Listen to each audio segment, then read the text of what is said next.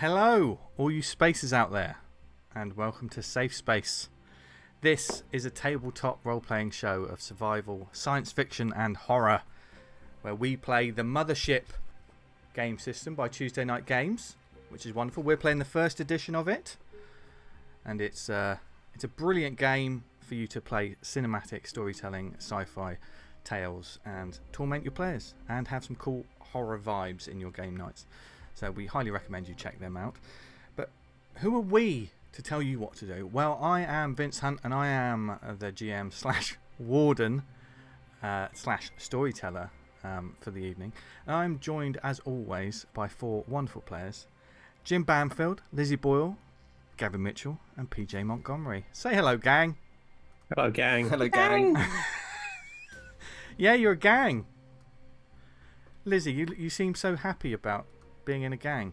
I've never been in a gang. Are we the Jets or the Sharks? Thank you for going with me to popular culture circa 1958. Yes. There was a remake like last year. Yeah. There was. Yeah, There was. that doesn't No. count. That doesn't count. There was. I haven't seen it. But if you want But thank you for then kind of knowing the remake and not necessarily. the No, I original haven't seen the remake. I know the original. So. or the Broadway show. I knew I liked you. Either way, if you stick around for the next couple of hours, you'll get plenty more outdated references, I'm sure. No, we are It's a going. timeless classic, Vince. It is a Sorry. timeless classic. I know that. I'm not anti-musical. Also, I have no current references. Yeah. PJ's actually calling from the mid '80s. It's my favourite time. And probably where a lot of science fiction and horror storytelling that we know have been influenced by, let's be honest. As well as, I mean, there are some classics, but we've seen a lot of copies of Aliens and The Thing, etc., etc. And I may copy them myself a little bit. But as such, when I'm dealing with such topics like that and survival horror, we may be delving into some dark territory.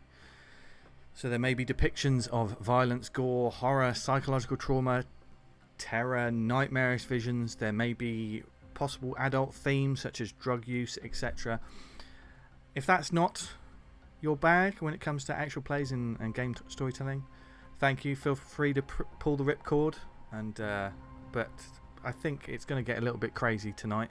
So who knows? There could be violence, there could be monsters, or everyone could just sing a musical number and completely throw the whole story for a loop. Roll a melody check. But because of the nature of the game, of course, I have talked to my players, got their lines and vowels, and know what lines shouldn't be crossed or what they're really uncomfortable with. And if you're going to play Mothership or any other kind of horror tabletop RPG, be sure to do that yourself as well. So everyone knows they're on the same page and they can just look forward to having a great game night. And it's going to be a great night tonight. So pretty tense. Lots of things to catch up on. And it's certainly going to be active from minute one, I think. So without further ado, let's start the engines. Get our character sheets, our pens, and our stress levels ready for this week's episode of Safe Space.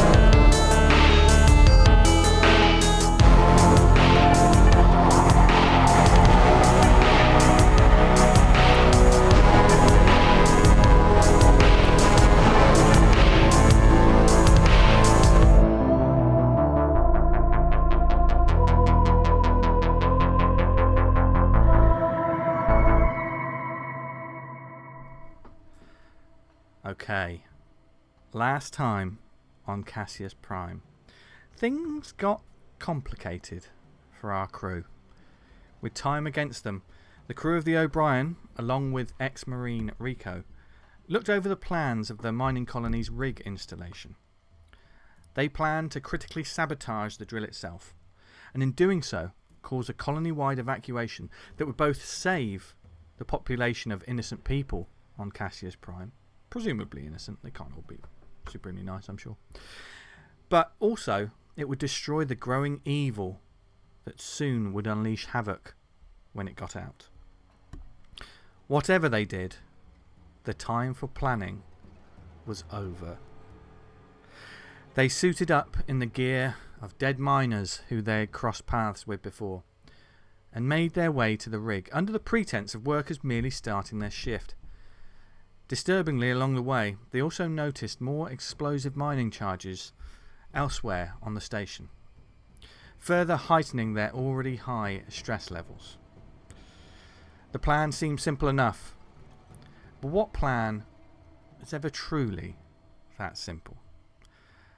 Upon entering the initial employee sign-in barriers, two of the party realised they had their handguns on them.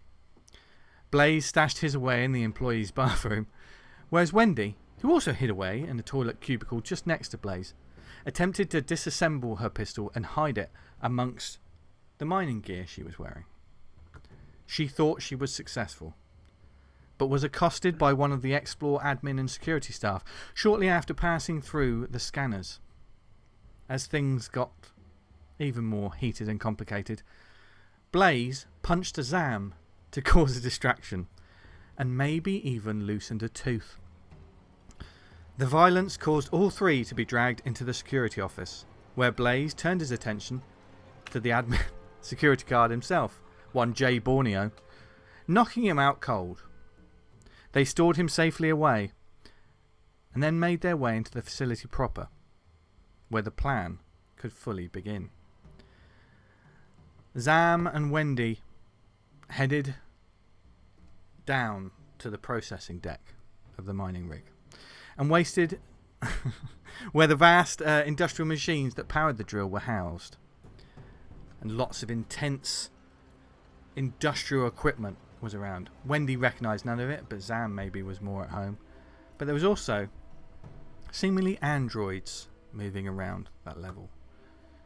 Meanwhile, Doc Forrest, Blaze and Rico headed to the control room itself and wasted no time in causing chaos by assaulting the supervisor and essentially holding the room hostage. Through intimidation, they wanted to start the emergency evacuation alarm there and then, and they may even have some kind of chance of being successful. Meanwhile, ZAM headed straight to the power core and took a moment to take it in and figure out a way to appropriately sabotage it to a point where they would need to evacuate this station. As he was doing so, another figure appeared. An android stood in the doorway of the room, asking the teamster what he was doing, and as it did so, Wendy stood next to the door itself, a crowbar in her hands, ready to swing for the fences. That's where we're going to pick up our game this week. And Wendy, I believe your intention as this android, this very simple looking android, more crash test dummy than realistic human sort of copy, should we say. As it begins to step into the room, you wanted to swing for it, correct? Yes. Okay. Crowbar in hand. And ZAM, you can see this as Wendy is sort of within the sort of some of the shadows of the room. Now, Mothership. Is he still talking? Is he still talking to ZAM? Is he asking what he's doing? It's still talking to ZAM, and because I think ZAM would be answering back to try and distract it. It's sort of saying, "You are not authorized to be here. You must leave immediately." And at that point, it steps forward. Carry on, ZAM. Did you want to say something? You dumb droid. I'm here fixing your mess. Trying to do some maintenance down here. Get out of my way. You notice, ZAM, as this thing is talking, it has this face. There are no sort of like eyes as such. There is, you can almost see like they're like little lamps some kind of way, in an eye shape. And when the mouth moves, it has this very crude latex sort of skin to give it a vague appearance of humanity or some sort of humanoid. But when it speaks, its lips do not move. There is like a speaker behind it from which, so it's almost like a haunting sort of visage, almost like a leather face, like skin mask, but probably a little nicer than that. And as it steps forward, Wendy, your instinct is to swing. Now, in Mothership, it is a game of stress and conditions and things that could possibly give you disadvantages or things that you have to solve before you can do anything. Wendy has collected a few conditions so far, one of which is coward, I believe, isn't it? Right? That's right. So, would you like to read out what you have to do, or would you like me to read it? Where's that window? Coward. When you're a coward, you must make a fear save to engage in violence or flee. Wendy, could you give me a fear save, please? I can. My fear is... my fear save target is 42. This is just instinctive, so yeah. This is like... Yeah, and just to paint a picture, the only way out of this room is past this thing, Zam. You know, because there is just equipment around. As this thing moves forward, Wendy, what did you roll? What do you think would be the worst thing that could happen? I mean, Wendy has another condition where every critical success becomes a critical failure, so it could be anything. This is true. That would be worse than just rolling an 88. So you critically failed anyway. Yes. Okay. Take a point of stress. Okay. And immediately give me a panic. Oh God. Save. A panic check. Now, once again, viewers, they have a stress level all the way up to 20, and when they roll a panic check, they have to roll over their stress level. It's the only time in Mothership you need to roll high instead of low. And if they get above their stress level, they don't suffer the effects. How much stress have you got, Wendy? 15. 15. Okay, things are going to get very serious. Okay.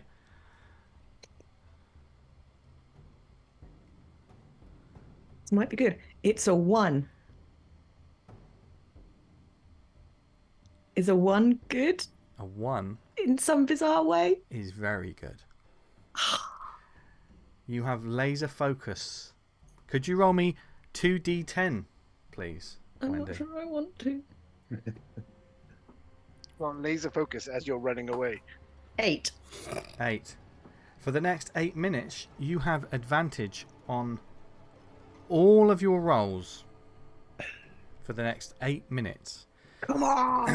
Which will probably mean that things are going to happen pretty quickly, so that's a good thing to happen. Although, and the reason why that is, viewers, when I was saying you need to roll high and she rolled the lowest possible number, the minimum stress that you can have in Mothership is 2. So, what they've built in a mechanic where if you roll a natural 1, that is almost outside of the window of what stress is normally. So they've just made it really probably the best thing you can get. However, Wendy, that may be all right for the next 8 minutes, but right now you're panicking in a kind of way. You're focused, but because you rolled, your instinct is... I'm still cowarding. Yeah. So how does it... Just paint us a picture of how this plays out. As Wendy, Zam, you see Wendy like pull back. She's about to swing, and then she's gonna just start backing around the edge of the room, thinking she's doing it quietly, but probably kind of, you can hear her just kind of going and they're heavier, sort of like mining gear boots as well. So they're jung, jung, like. And as this, and she's just sort of backing around the wall, effectively around to the bottom end of the room. Damn, you notice her completely lose it as this android and just sort of turns its head quickly, and then as you're moving around the room, Wendy, it just follows you. You are both unauthorized to be here. You must leave immediately. Hey, pal, we're not unauthorized. It's probably just you haven't been updated. You look like an old model. Why didn't you just go rest? You see it sort of. Take a weight off those old diodes, eh? You see it sort of focusing on you, Zam, and you notice it sort of looking at the name that you have imprinted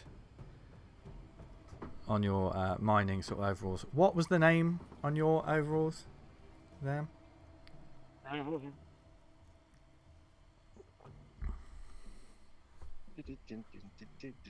Havana. Havana. Yeah. As it sort of looks at that, and it sort of seems to scan for a moment, and then looks over to Wendy. Same thing. Just staring at her. Wendy's going to be shrinking down towards the floor. Just... You are not authorized to be on this deck of the facility. You must leave immediately. You're going to start a major evacuation. You carry on like this, pal. There is no need for an evacuation. Not if you let me work. You are not authorized to work in this Why area. don't you take it upstairs? It begins Go moving and forward. fit the superior. It begins striding towards you, Zam. And is... What's your major malfunction, pal? You must leave immediately. And just... It reaches out for you, Zam. I haven't got any weapons. I've got a toolkit. And when do you see this thing sort of reach out and just grab hold of Zam by like the scruff of his like shoulder? So, what do you want to do, Wendy? You had your moment. You had your moment of panic. I'll give you this, because you got the laser focus. You had that moment where you backed away, but with the laser focus, I would say that upon seeing this, the vision comes back. If you know what I mean, you're sort of. So if you wish to make another check, if you wish to do anything, I want to go again. I want to spring. Okay. Like a caged animal. You have advantage on it as this thing grabs hold of Zam, and when it grabs hold of the suit, Zam, you feel there's a strength in this fist. It's got no discernible weapons on it. It's in like the sort of like a boiler suit kind of thing that you saw on one walking around earlier, and there's a strength to it. And when do you begin to move? Could you roll me a fear save with advantage, please? I was going to ask it if its protocol is to harm humans. It says nothing. It is just sort of like, you must leave.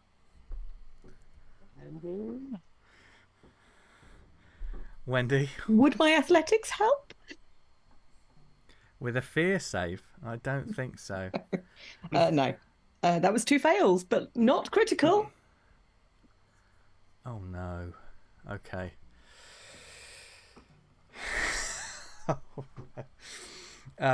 Wendy, that's another point of stress. This is getting...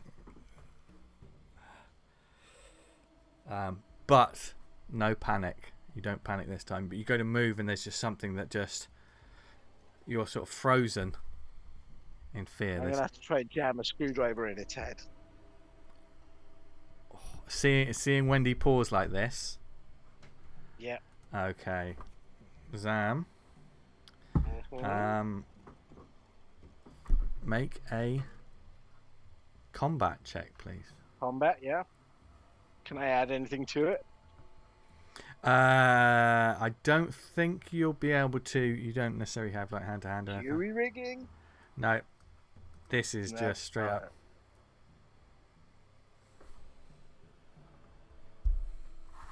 Oh, yeah. Alright, 46, and I got 32. Could you roll me with a screwdriver? I'd say give me a D5, please. So D10 and half. A D10 and half it, yeah. Oh, guns. I got a 1.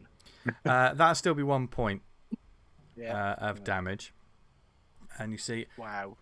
Zam, you sort of, and it's solid. The bit of the neck you hit for is, and you feel like, you know when like it's almost like putting a screwdriver into a concrete wall. There's a reverberation. You're like, damn, you didn't get anything. Like there's no seam or anything right now. You just missed out on where you thought you'd be able to get it. This is a different sort of make and model than the android that you've spent a bit of time with. And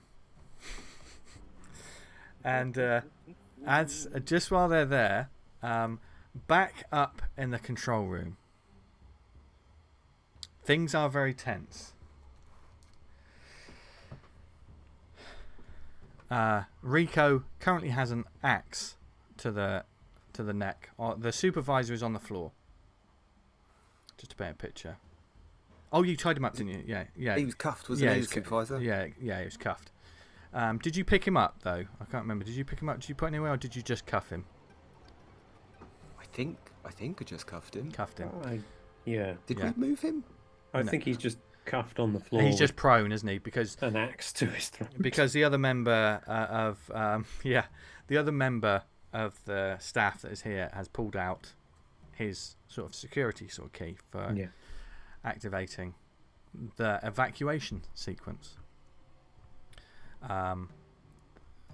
There is 3 other people in this room, apart from the guy that's got the key, the supervisor, and you 3, and they're just sort of they sort of bunched up and they're not moving after the threats. Everything is pretty tense. As this young man sort of looks at you, and he just seems a little frozen in fear himself. What do you do? Rico's just sort of waiting. Do you say anything? Had he already told us that we need his key, but we also need the supervisor's key? The supervisor is the one with the main key. The main key for turning. So we need that. Yeah. Okay. And he's got that because he took it. Yeah. Handcuffing the supervisor kind of meant that you could root through his stuff. Okay. So he's there going, this is really bad. They're gonna. Are you sure you want to do this? They're gonna. We're entirely sure. Yes. Son, we have to do this. Come on. You just hear the voice on the ground say, "You don't have to do this. You still. I don't know what your deal is, and I don't care, but you still have a chance to walk away." Nobody walks away from this. I approached the kid with the key. Yeah. As the doc says this, there's a few sort of like scared. As the doc says, no one walks away from this in this situation. Those 3 other employees. Situation when Those 3 employees just immediately failed their panic check. And Blaze, you approach this kid. He's like, and he can't see your face because it's just like the dark sort of mining gear. You know, he'll probably see your eyes when you get close enough. Come on, kid, plug it in. Okay. And he's messing about with the controls, and he brings out like there's a screen that sort of, and the screen sort of opens up, and he's tapping in to some bits. I need to access a few systems first, there's a sort of... I say there's a bang outside the door that sort of catches the attention at the moment, because the room is very quiet while all this is going on.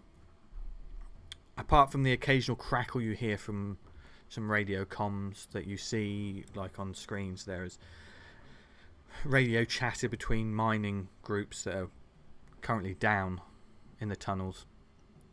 But there's a slight, a distant bang that happens that gets everyone's attention. And certainly Doc, Blaze, you turn around, but it's just ambient noise of this thing at this place as sort of people move around. And the kid goes back, and eventually he accesses a system, and you see like a panel sort of pop open on this other console, and there's a sort of a circular sort of slot there, and next to it sort of like a little LCD screen sort of boots to life, like the bing bing. It's got like a little explore logo, and it sort of boots up, and he goes over and he, God forgive me, and he puts in the key. He turns it a bit, and the screen gives him it's just got like a prompt that's just flashing. It says input code. Well, come on. I don't have the code. I assume he does. And everyone just sort of looks at the supervisor who's sort of like on the ground. Did you just to paint a picture, Blaze? Is he face down or is he face up?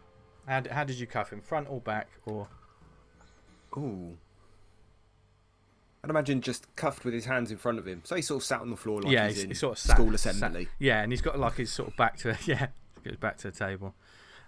His nose sort of bleeding,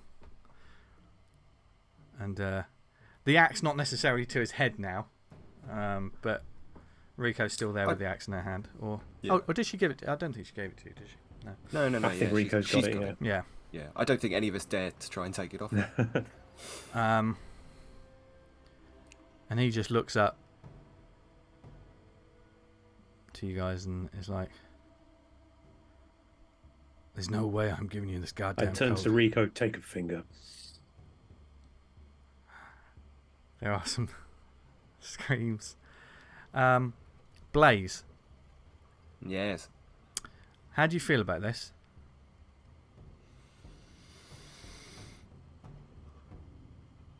All right.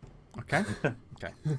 The doc feels fucking awful. Does the I doc? do shoot Doc a look as if to say, I hope you can read this, Doc. As like, are you sure? Like, And like you hear some screams and like some, as Rico steps up. And she just looks down Can we and see each other's faces through the helmets? I can't remember. You can you see the eyes? you can only really see the eyes. That's why no one, apart from the names, they could possibly think you're someone else. They don't know. Rico's eyes look happy. Or glazed. She's not glazed, but you just see. I think if you're close enough to her, Doc, you just see a sort of steely, the eyes sort of like squint a little bit, like affirmative, sort of like. And she turns. She reaches down. She grabs this guy. He's like, "What are you doing? What are you doing?" And the kid by the console was like, "No. Give us the code.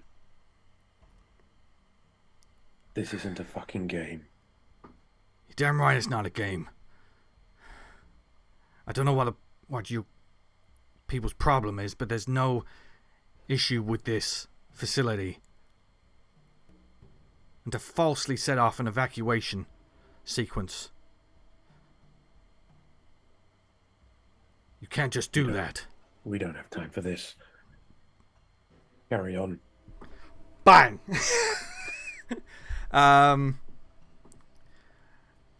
Let's see. I'm going to roll. Oh, no. I'm not going to roll for that. That's too dark. She missed. Yeah. And she doesn't. It's not like a massive swing, that she's going to. She lines it up and she's holding him in place and he's sort of struggling a bit. And she just uses enough force. She probably gets the little finger, I'd imagine. And just gives it a whack. As soon as that happens, make a sanity save, Doc. Oh, fuck. When the reality of what you asked kicks in. I've seen some shit. Can I add surgery or field medicine to this? Field medicine, yes. I will allow that. You've seen some shit, as you say. Okay. But I think the reason I'm ruling this is you've asked someone to do something openly aggressive to another human being, and it's happening right in front of you. Oh. That's 94, which is a fail. Okay. Big time. Point of stress. Yeah. I'm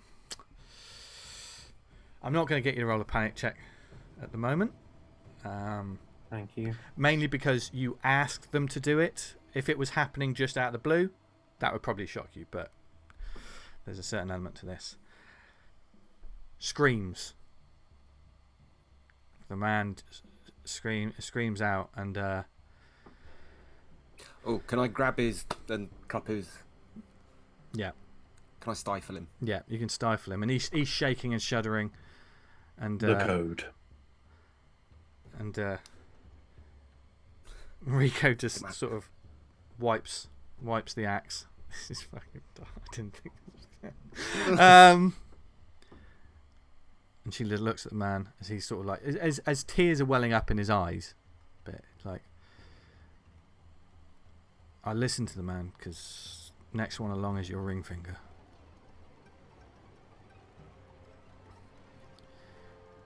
It's not worth it. Just give us the code.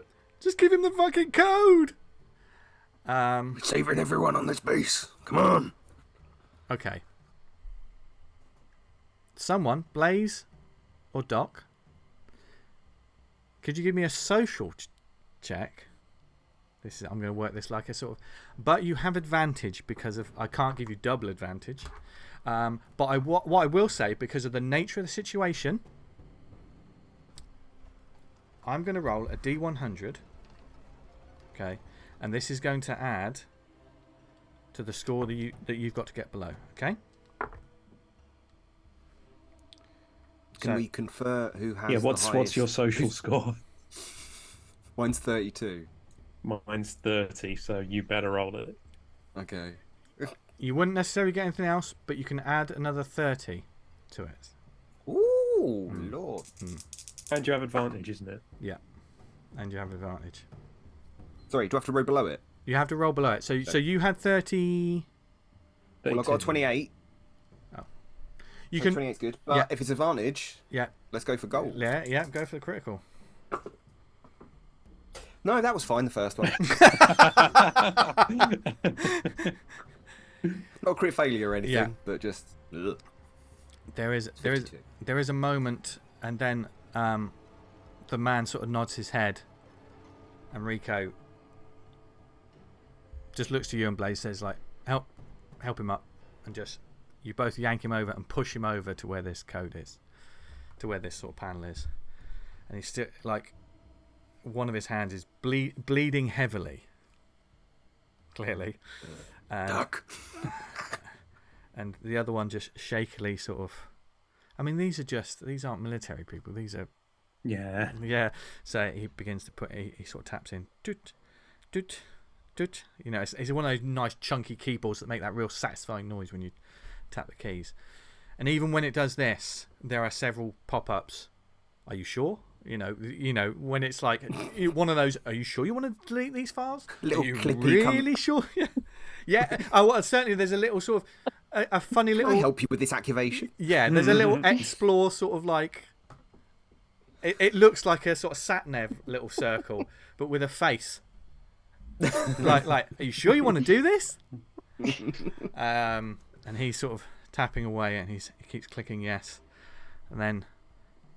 One last look at you, Doc, before turning back, and with a shaky hand, he clicks the button. and then the panel goes away. Everything seems to fold up. And then you hear the alarm begin to sound.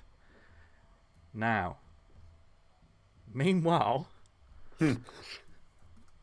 back in the processing deck, where things at the moment, this what is happening now is happening just before, just for the timeline.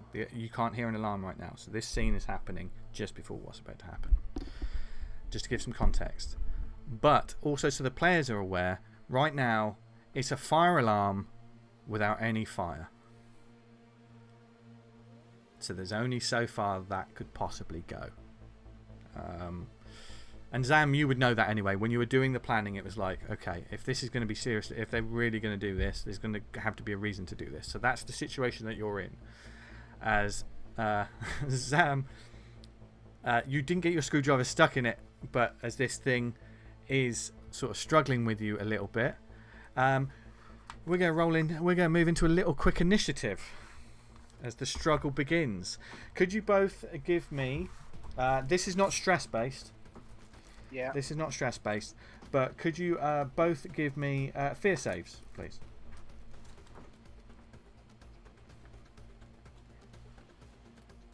$17. Oh, 10. Jesus. Okay, which is good news because it means that you both It's go. so cool. You both go before the android. So Zam, we pick up with Zam immediately as this thing sort of struggles. It judders a little bit as the screwdriver sort of pierces skin. You can see a little bit of android. While it's off kilter, Mm-hmm. even though it's grabbed me, can I still reach the panel where I primed the? It's probably be pulled. To be fair, it's probably pulled you a little bit away. Well, where Yeah, you are. yeah. Okay. And you didn't really get too in depth with your work Yeah. before this thing interrupted you. So you're in a struggle currently. Okay. I'm gonna have to try again then. Go for it. This is gonna go badly. Oh yeah. That's a fail. That's an 80. Point of stress to your Zam. Yeah. As you bring the screwdriver back and you swing it up again, and it just instinctively sort of just moves its arm up and it blocks it. And it's kind of holding you at the moment, so you can't really move either. Wendy, you're seeing Zam struggling with this thing.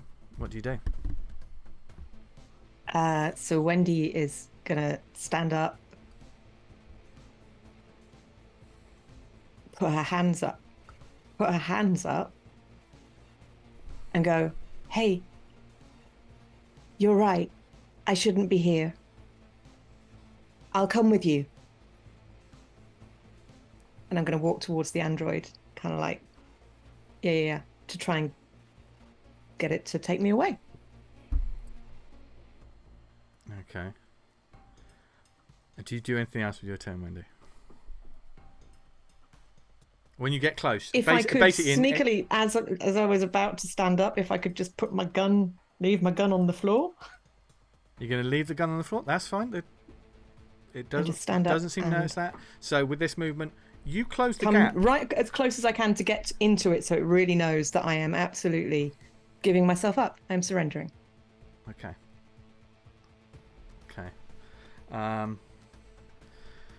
The android's turn.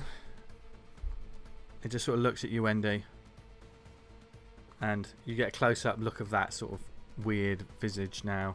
You just hear, "Thank you for your cooperation," and begins to pull. You go, "Follow me," and begins to pull Zam across the room. So with its turn, it moves into the center of the room now. It's pulling Zam. Zam, are you struggling? Yep. Yeah. So it only gets halfway across the room but it is sort of pulling him. So it gets halfway across the room. And it's pulling in, but it's looked back towards the door, and it's just moving forward. Zam, what are you doing? I'm going to try and get myself loose. Okay. So I'm just going to try and prise myself loose of its grip. Okay, make a strength check. Got in. Oh, God. This is not going to go well. Oh, come on. 97, fail. 97. Yep. You're trying to struggle, but you're losing grip as this thing's still sort of pulling you. Because you're not making any movement either. You've got another option to do something. Everyone gets like two, like there's two things they can do in a turn. Essentially, they can move and then do an action kind of thing. And because you're not moving, you've tried to struggle. That hasn't worked. You've got an option. You can try it again, or you can do something else. I'll allow that. Try and jam the screwdriver into its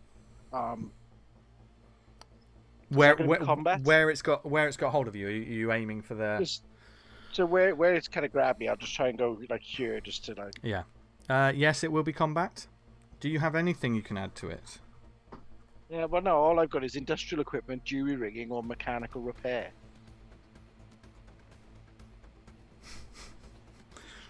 No, I don't think. Especially with androids. If it was a different kind of robot, maybe. But come on, 91.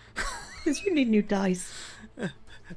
Get a point of stress, Zam. As Zam's struggling, and you see him like he's trying I'm to. amazed that someone can clear a bar full of people by beating them all up. One little android. One little android. I don't think he's fully appreciated. But Wendy, you can see this. Zam's struggling. So Wendy's going to try and put herself right in between the two of them. Like right up in the android's grill and go, you have to listen to me. This man is an idiot. He knows nothing. I can tell you where the explosives are. There are explosive charges all over this base. You have to listen to me. You have to take me with you right now. Forget him. Take me with you. Zam, you feel it lets go of you immediately, and it's just follow me, and then it begins to move out of the room immediately. Do you follow it, Wendy? Wendy follows. On the way out, there might be a slight kind of like, look over there, there's a gun on the floor. Zam, do you think you'd notice that when Wendy? Yeah. Yeah. Yeah. So, and it is back as the android leaves. With its turn, it leaves. Zam, you have a moment. Wendy said where the gun was. Yeah, I'll grab the gun. Okay, so you move over and grab the gun. But what are you doing for the rest of your turn, Zam? Yeah, I'm gonna head back to that panel. Okay, so you sort of pocket the gun and head back to the panel, and you want to begin working. Yeah. Well, I've done part of the prep anyway. Yeah. I had it ready to increase, but I just want to push that button as soon as I hear that alarm. I mean, there's not just a button. You're gonna have to pull another thing. So I'll just get you to make another. I think it's an intellect roll, but you have industrial machinery. Did you say it was? Industrial equipment, yeah. Industrial equipment. You can add that. Yeah. Jury rigging won't so much count on this one, I don't think. No. And not mechanical repair either. No, because you're not trying to repair. You're trying to sabotage.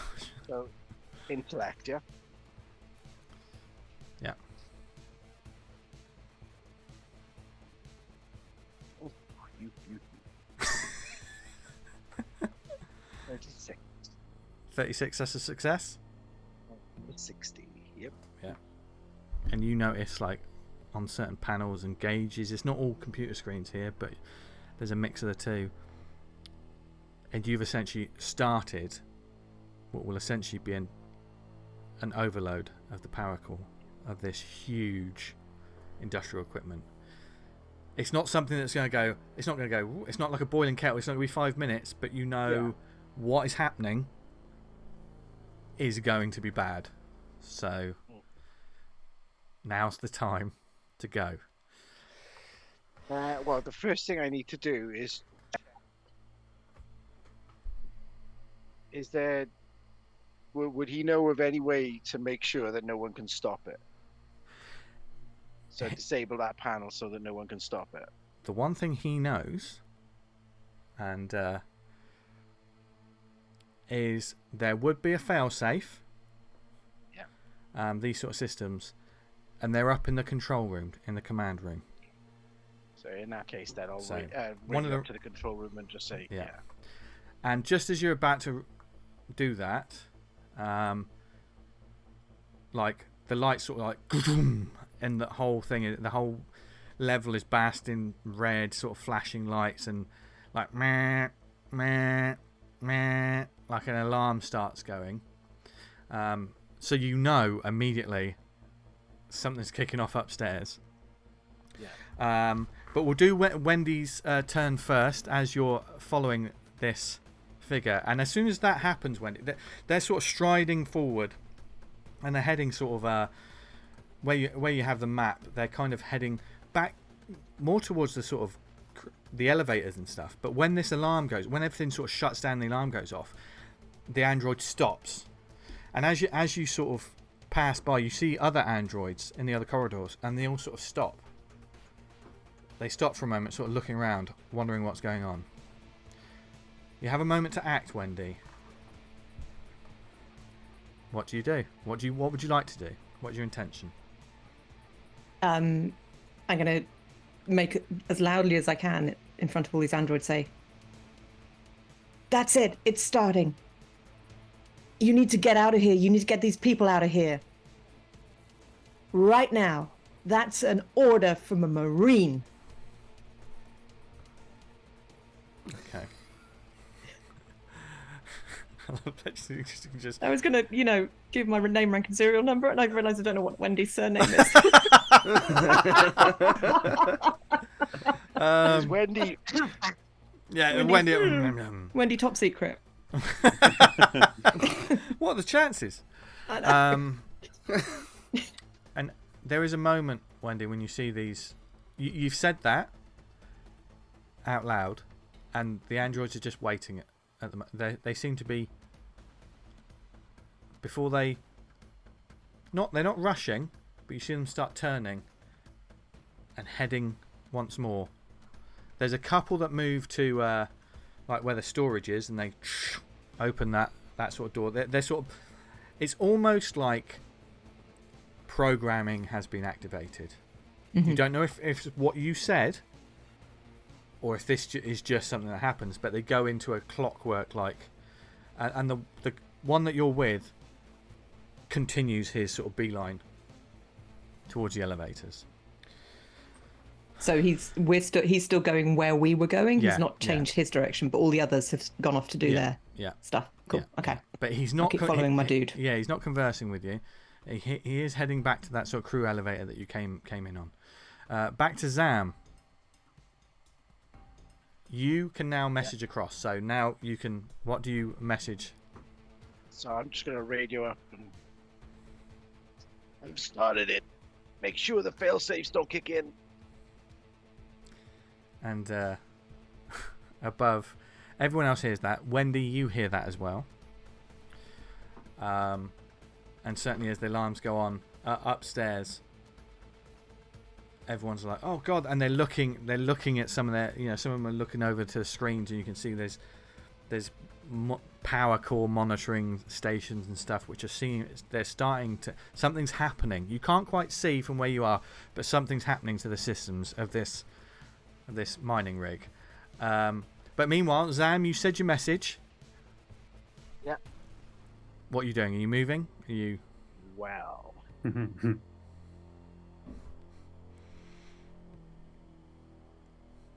Well, I'm not sure whether you can answer this question, but do we know that that's enough? Do you know that that's enough? Because I'm looking at the pressure stabilization bay as well.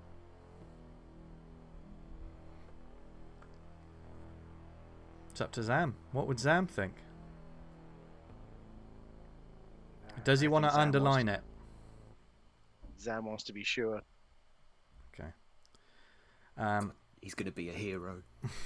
He's going to head to the pressure stabilization bay. And you begin moving, Zam, and you begin sort of jogging quickly. Your shoulder's a little bit sore. And you see Wendy heading off in the direction, and you see androids, and they're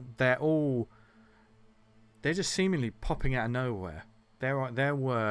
You don't see another human soul on this level, and there are androids everywhere, but they're all moving like clockwork now and not noticing you and you can freely move. So in this turn, you're beginning your run over to the pressure stabilization. Yeah. Okay. As a warden, I'm now balancing. The balls are in the air. Wendy, are you just gonna follow this guy? You heard that voice from. You heard the message from Zam. So does this guy seem to still be?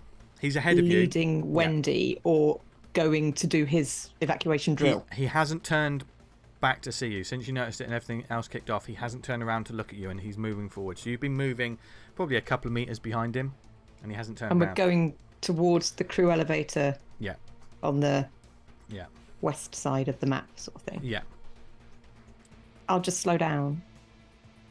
As you slow down, let the gap extend. And it extends. He keeps going.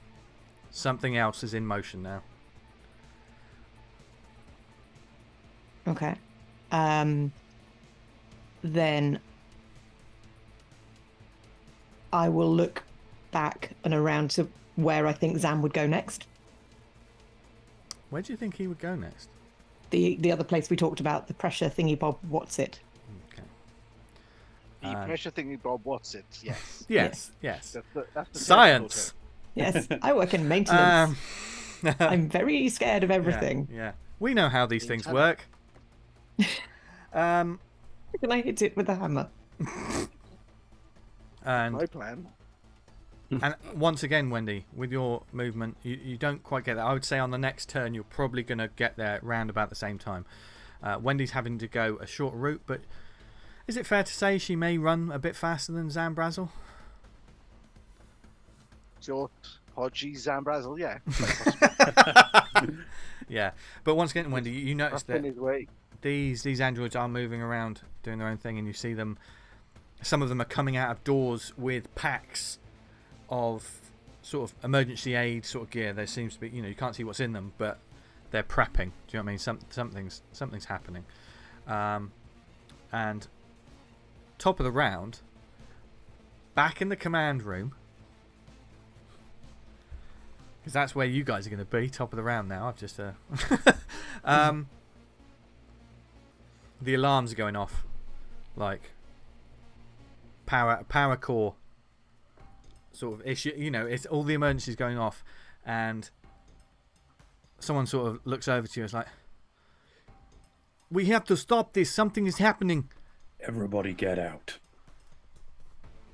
But you need to evacuate.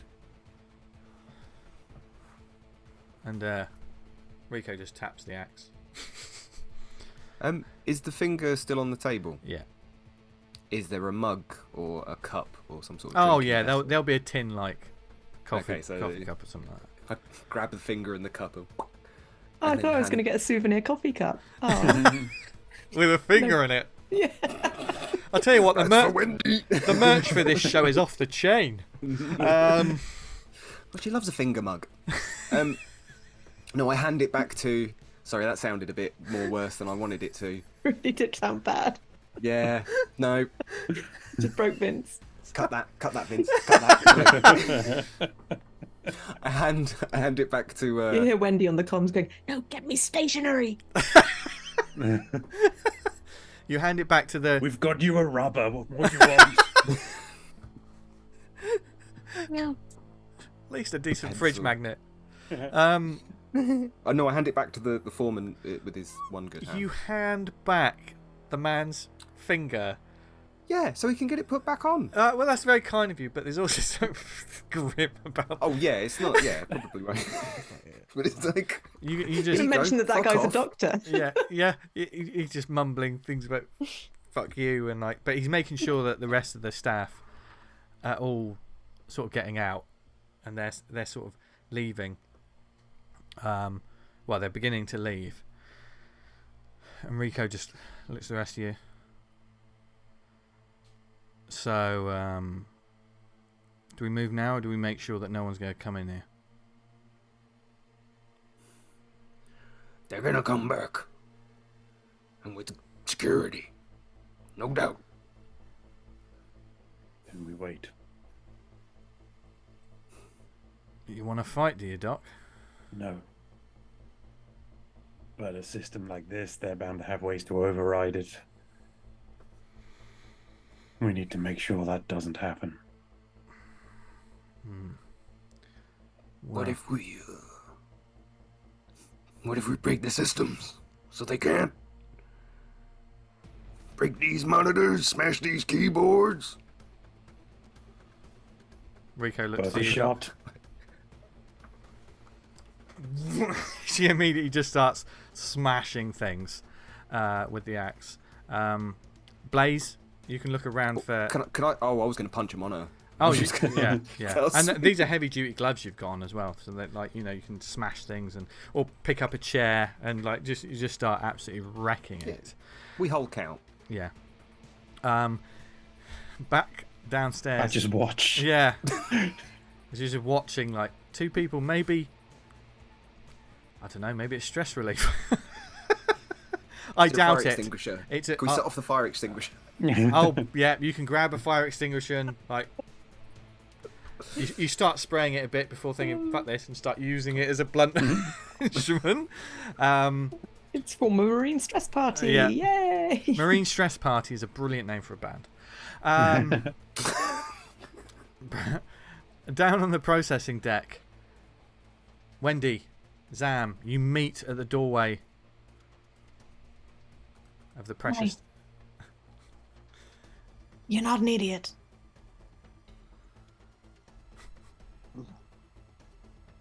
What? So the door Yeah. opens, yeah? Yeah, you can get. Is it empty inside? Yeah, it is empty. When you walk in, it seems like there were people in here. Yeah. People. Wendy, get back upstairs. Make sure those guys don't need any help. I mean, we could just ask them. Just go. Are you being a hero? No, I'm telling you to go. Okay. Bye. He's gonna go in and Begin doing the do work. whatever needs to be done. Okay, then There's a build up of pressure. do the same. Do the same roll. There'll probably be a couple of checks to this, Zam. Yeah, this will probably. This is going to be the intellect with industrial equipment. Yeah. Yeah, because there's several different stages of like pressure and cylinders. I mean, there's a lot going on, but you figure out that there's. Well, actually, make your roll and then. Fail 78. Oh, this is a system. Yeah, this is a system. 60, yeah. And stress. You get a point of stress for that. So, you're now thinking, fuck, this is gonna take me a moment to figure this out. Wendy, you're leaving. Yeah. Yeah.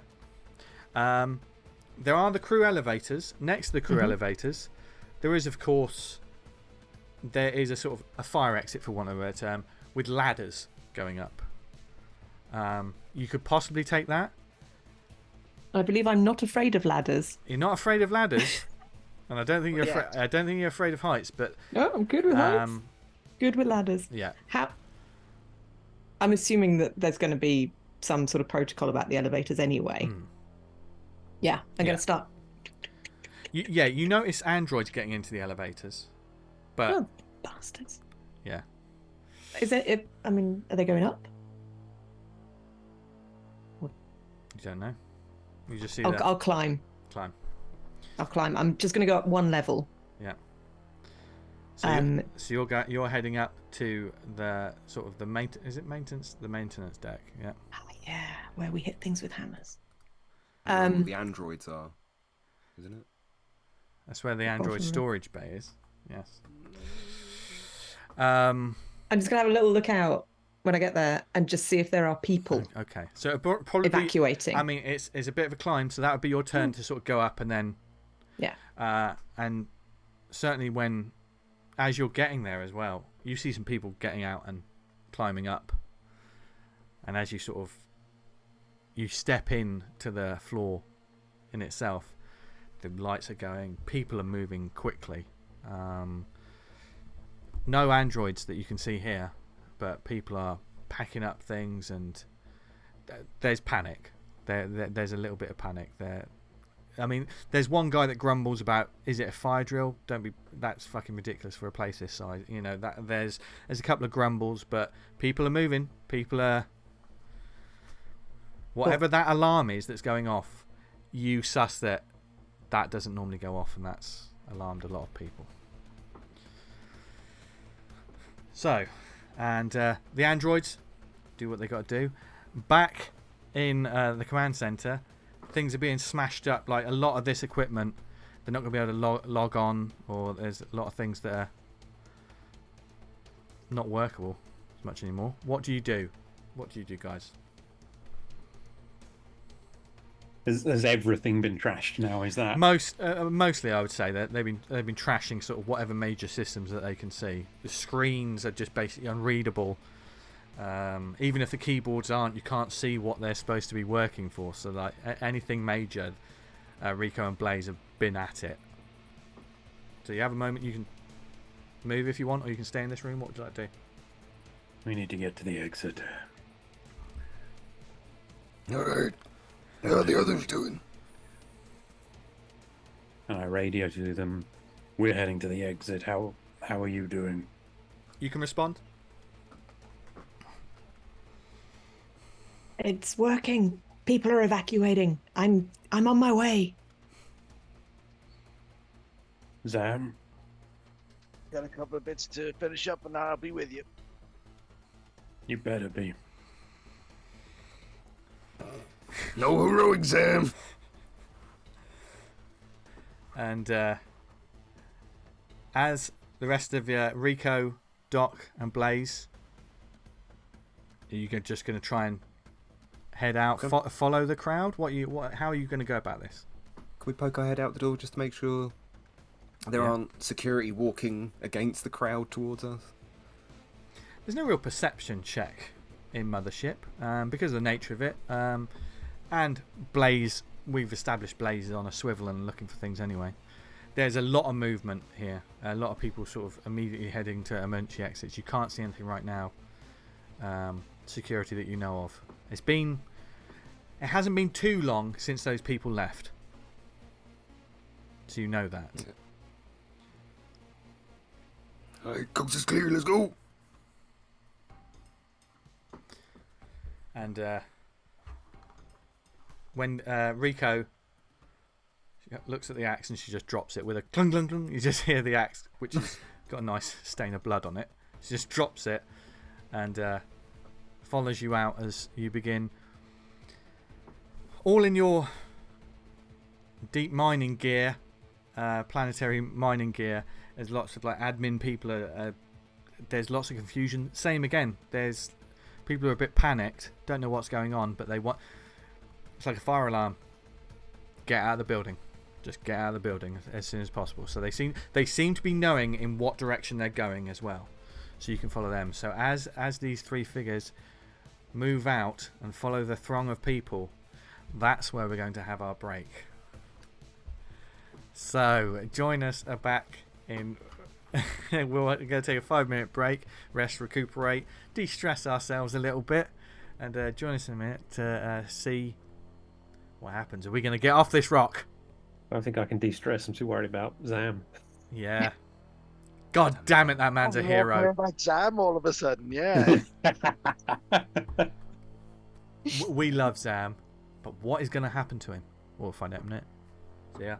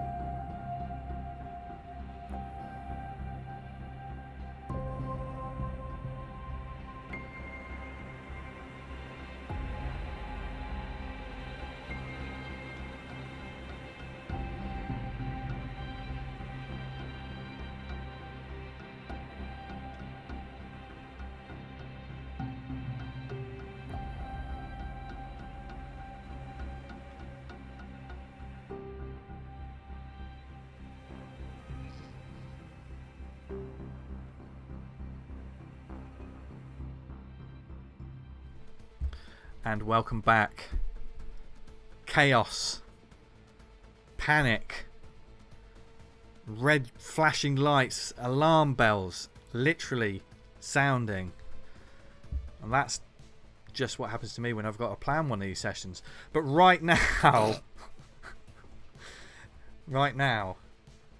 the crew of the O'Brien, the plan somehow, some way, is starting to come together. Zam, as you look out, and we're not in initiative at the moment, so these things will be sort of working a bit sort of narratively and cinematically. Wendy, you're heading. Are you heading up to the top? Yeah. Yeah. Okay, so you're going to be climbing, and you see now that there are like a couple of ladders about. It's not like there's only one ladder for people. You know, this is a large structure, and there are certainly people behind you, sort of moving up and all kinds. Blaze, could you give me an intellect check as you poke in? Doc, can you give me one as well, actually? Intellect. Can I add anything to it? No, this is just... It's almost an instinct sort of thing. Success. 29. 29. 12, also a success. Out of 40. Nice. Before you head in... before you head into the throng of, like, people moving out, and Blaze, you certainly noticed this, and Doc, you certainly noticed this. Blaze was obviously concerned about security and the repercussions of what you've just done. When you look out, you see a lot of people moving about, heading towards exits. And you realise none of them have heavy-duty mining gear. And you're all wearing it. So it clicks in your mind that if someone wanted to alert security about anything that happened or whatever's gone on, there's an easy way to identify who you are. Okay? You don't, but as I said to Blaze, there's no security currently moving towards you. It's something that could take a little bit of time, but there's a lot of chaos going on right now. There's a lot of people moving at once. But you have a moment. What would you like to do? With that in mind, that little bit of information. I think I'll just go, we should ditch the gear. And Rico sort of nods. Close the door and then you begin. I mean, it's going to take a little bit for this. I mean, we're not doing rounds essentially, but for this bit, you know, you're all sort of derobing. Blaze, please tell me you wore clothes. Yeah. I would have put on the black outfits that we bought. Oh, amazing. So you are probably sweating bricks underneath that with all the black. Very sleek. No, slick. Not sleek. Like an otter. Anyway, I love the fact that we all went... This is the ripcord moment for Oh, me, sorry everyone. See you next week. You know how he feels about otters. Sorry guys. I didn't look at my list of like the lines and veils. So while that's happening, and Wendy, you'll be up on the command deck soon. But back in the pressure stabilization system, Zam, Let's have a you're going to have a bit of an investigation and see what you can... I mean, this is a long room and like tubes, pipes, just steam vents. There's lots of things going on. Give me that roll.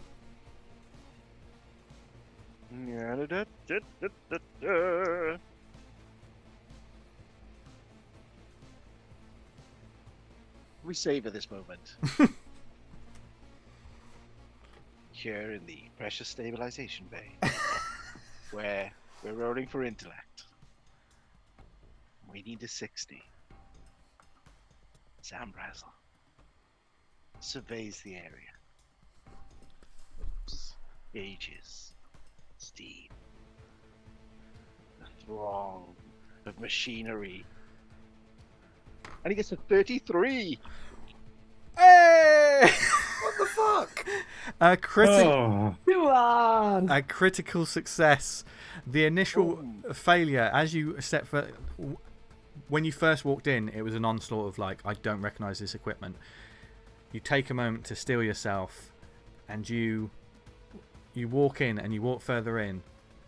With a critical success, you figure out pretty quickly what you're going to have to do. Now, this probably would have been a few rounds of checks to do what you wanted to do to this. Yeah. But with a critical success, you succeed on this one. So you get 2 successes essentially with this round, and you've got 1 left to do. So immediately you know, like, there's you're turning vents, and you're switching off systems, and you're, back all the things that are put in place, all the safety tools. There may be some things where, rather than being sensitive with it, ZAM just smacks it with a wrench, and like all of a sudden, like something just broke. But yeah, and immediately. You mean the ZAM BRAZEL maneuver? Hit it. Yeah, just hit. Right, okay. Normally works with his engine, but you're doing the opposite thing here. But certainly as you move sort of further in, the sound is just like, even through the thick suit, is like dun, dun, dun, dun, dun, dun, dun. Everything's starting to. You can see pressure gauges as well, and there's a lot of them on this thing. Funnily enough, with planet mining, there's a lot of them that are starting to rise. Wendy, you get back to the command deck, and you're looking around, and there's a lot of people sort of, and they're heading basically to the exits, back the sort of entrance that you came in on. What do you do when you get to the top? So I'm going to take up a position near where those ladders come out, so where I've just emerged, and just be kind of standing there, kind of ushering, come on, just to get people moving quickly out, and then to just eyes on a swivel round the space to see what's going on, be alert for threats. Okay. Saving lives whilst being alert for threats. It's the Wendy way. So you're kind of staying. Do you say you're staying where you are at the moment, and just Kind of, yeah, and at the top of that. taking Sort of, it in? yeah. Yeah, and certainly. So while you're doing that, the rest of the crew, you are now back in your civvies gears, your Teamster sort of wear your blue collar sort of overalls or black gear that I'm not going to describe it. Man. Yeah, the milk tray man is there. If anyone who doesn't know what that is, YouTube it. It'll be worth it just to be like, what? And where do you go, guys? Blaze and Doc, are you following the throng of people? I will also say that you could do. I will allow you to do this because I may have sort of forced you in a position where you don't necessarily have it. And I don't want to take anything away from you. You would be savvy enough to know that you can at least, like, the comm unit, the radio comm unit, is detachable. It's not like necessarily part of the suit, so you could take that with you. Okay. Almost like a small walkie-talkie. I don't want to just basically say you're out of the suits and now you can't talk to anyone, because that's not fair. So you've still got that. If anyone wants to contact you and back and forth, you've got that. But what would you like to do? I say we just start heading out, but radio Wendy and ZAM and like arrange a rendezvous. That's literally what I was going to say. Do we have a rendezvous? So yeah. Who would like to make the message, and what are you going to say? Also, just quickly, if we go past the toilets, can I get my gun? Yeah. When you eventually get there, you can And have a wee. While Blaze is in Got the a long lab, journey ahead. I will radio to them and say, "We're heading out. Meet us at the vehicle, the escape vehicle." So you can respond. Yep. Is that room secure? The control center, it's fucked. But is it securely fucked? I'm pronouncing it dead, Wendy. Okay. You're the doctor. Apparently. I reattached your fucking arm. Okay. Back to front. Yeah. It's easier to scratch your back now.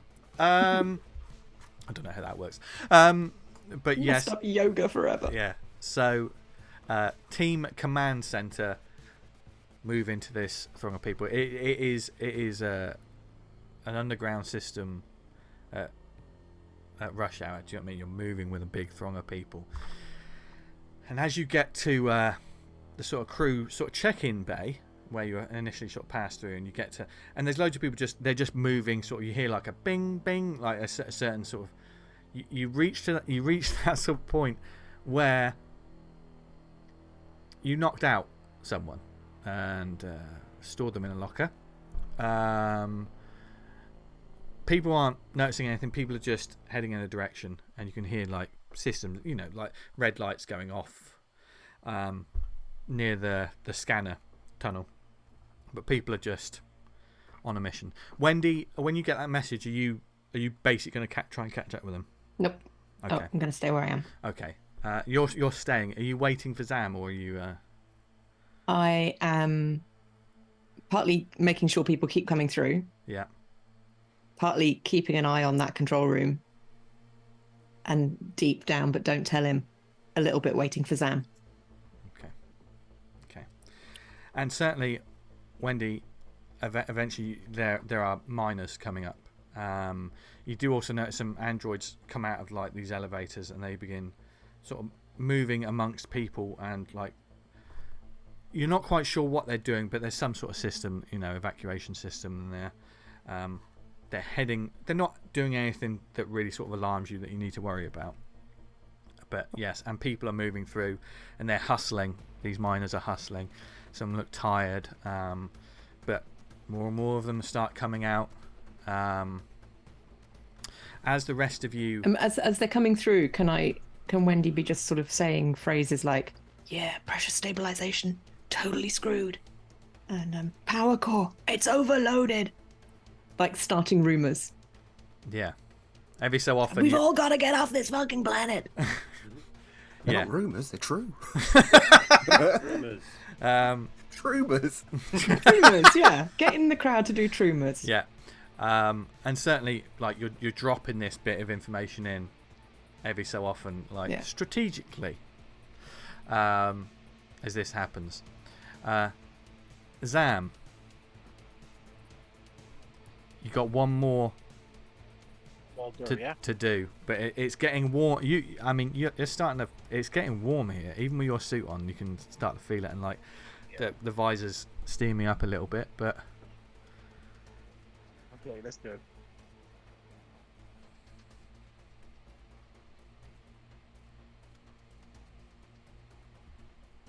Now 76. There's one sort of panel that there's one sort of like strut that you're trying to sort of dislodge, and it's not moving, and you're jamming a wrench, and you're trying to fix it with all your might. Which means that it won't do it on this check, but on the next check you have an option of two things, because I point out that you can do the check you just did, or strength to try and brute force this. Okay, so just bear that in mind. So right now, and of course point of stress for you. You're not panicking yet. Yeah. No, not yet. Yeah. Wendy, more and more people are coming up. Stay put. Yeah, stay put. You're not hearing anything. Keep spreading rumours. Yeah. Something about Hole Punch, the administrator, being I don't know what inappropriate rumour I should start about the administrator of this station, but oh god, yeah, you just drop some of those. Something's going through. Yeah. And you hear some grumbles about like the fucking suits and that they've ruined everything. There's a couple of grumbling workers. Blaze and Doc, as you get past the check-in bay, you see that the large doors for that enormous elevator that took you there. But But obviously that's essentially a no-go, like track. But what you see underneath it is there are sort of hatches that have opened up from the floor. These large hatches that are leading down, and people are sort of like moving down these slopes, these steps. And as you get there and you follow them down, you can see that these are essentially, you're going to have to go on foot, but you're taking the same journey up steps, like emergency sort of steps, all that run underneath the elevator. There's all of these sort of columns that people can then take to get all the way back to the surface. It's going to take, you know, you're going to be tired when you get there, but you're moving with all these people, and you notice there's so much chaos. And when you get down to this section, there's not huge red light, you know, it's not bathed in red light. You do see emergency lights, and of course there is the message saying please evacuate. You know that this is an emergent. This is not a drill. This is an emergency. Please evacuate. In a you know what I mean. There are all the standard sort of emergency evacuation sort of noises you're hearing, but these corridors are a little bit better lit so that people can. It's almost like a huge, you know, when you get to airports and there's the long travelators and stuff like that getting back. Yeah, it's like those sort of endless corridors, and it's got an incline, so it's hard going, but you're moving forward. But these one aren't automated like the airport ones. No. I'll wait for the lift. Yeah. You're gonna wait for the lift. No. Okay. No, you're never getting a lift in an emergency, Vince. See, with this show, knowledge as well as thrills. Speaking of knowledge, Zam, do you want to test yours or do you want to test your biceps? I'm gonna have to go for intellect because my intellect is 50 and my strength is 39. So if I add industrial equipment, I've got to get big 60. brains on Zam. Yeah. Oh yeah. It's the area that he knows that he's untouchable in. It's just the thing he doesn't think with him. That's the problem. Yeah, he's great in a pub quiz. Oh wow!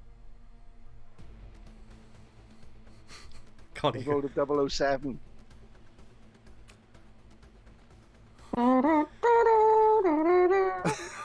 So the counter goes down to 007. At first, there's the brute force, and you're thinking, "Oh, I'll never do this." And then you spot somewhere else you can do it, so you shortcut it, and just bust it for good measure. And you, thankfully, you didn't get a critical fail during all of that.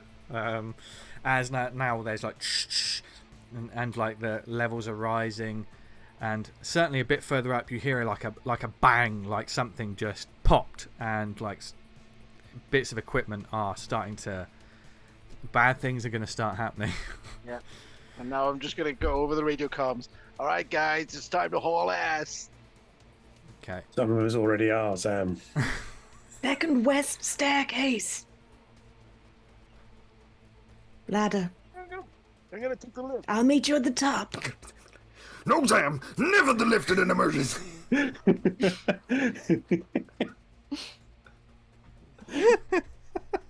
In a rare moment, Sam's going to do as he's told and head for that. Head for that ladder. Okay.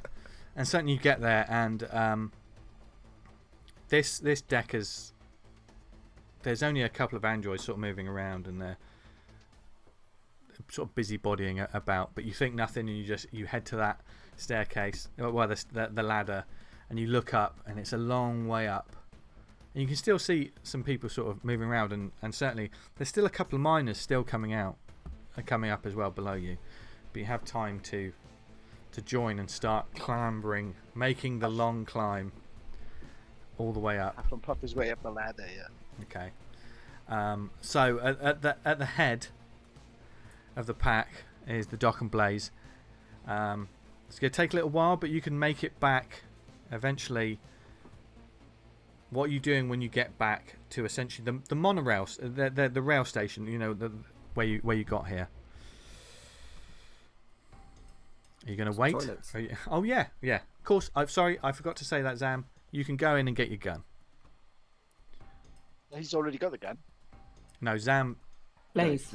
Blaze. sorry, Blaze. yeah, Sorry. right. Yeah. That's my fault. Sorry. Yeah, Blaze, you can go in and get your gun from the loose. That's the Excellent. Thank you. strangest thing I was going to say. And brass knuckles as well, because I had to. Oh, God. They came packing. Some toilet paper as well. Souvenir. Do you want to take toilet paper? No. So you have that on you, so that's back in your inventory. Yeah. Cool. Are you sticking together during the walk, or Yeah. when you get there? I assume, yeah, like all three of us, Rico and Yeah. and Doc and me. Ask a question. Did you let the guy out of the cupboard? Or Nope. out of the No. Oh locker? no, we didn't, did we? No, they didn't. No, they didn't. He's probably awake and already got out himself. Hey Zam, could you we forgot something. If it's on your way. Mm-hmm. I'm not gonna say anything. He's fine. He's fine. He's a doctor. You He can woke trust him. up. He woke up. He got out of the locker and he's evacuating with everyone else. I saw him on the platform of the monorail station. Blaze All right, believes. I'll figure it out on the way out. What were you saying, Blaze? Oh, I believe Doc. Okay. Because wasn't I the one that knocked him out and put him in? Yeah. And as you're sort of getting to the top, Rico sort of says to you both, "Does she actually? Before I ask this, does she know where you've parked your vehicle?"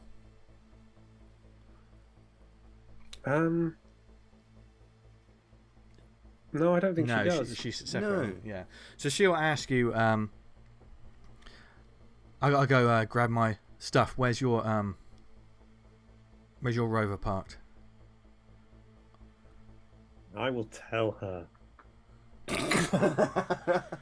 Because I can't remember. But an important. Are you telling her the truth? No, You're not telling her the truth. I'm not. Oh, tell her where to meet us. Not right where the car is, but near it, I guess, or like meet back somewhere. I complete She has a car. fabrication. I tell her it's on like the other side. Garage on the other side. Okay. She go and so when you get back to the main station, she heads off. She disappears into the crowd, off to get her things. Trust her, Duck. Not in the least.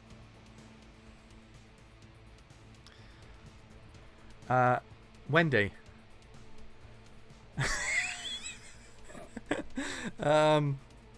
Unaware of what's just happened, Havana appears, huffing and puffing, and you know that Zam has made it back.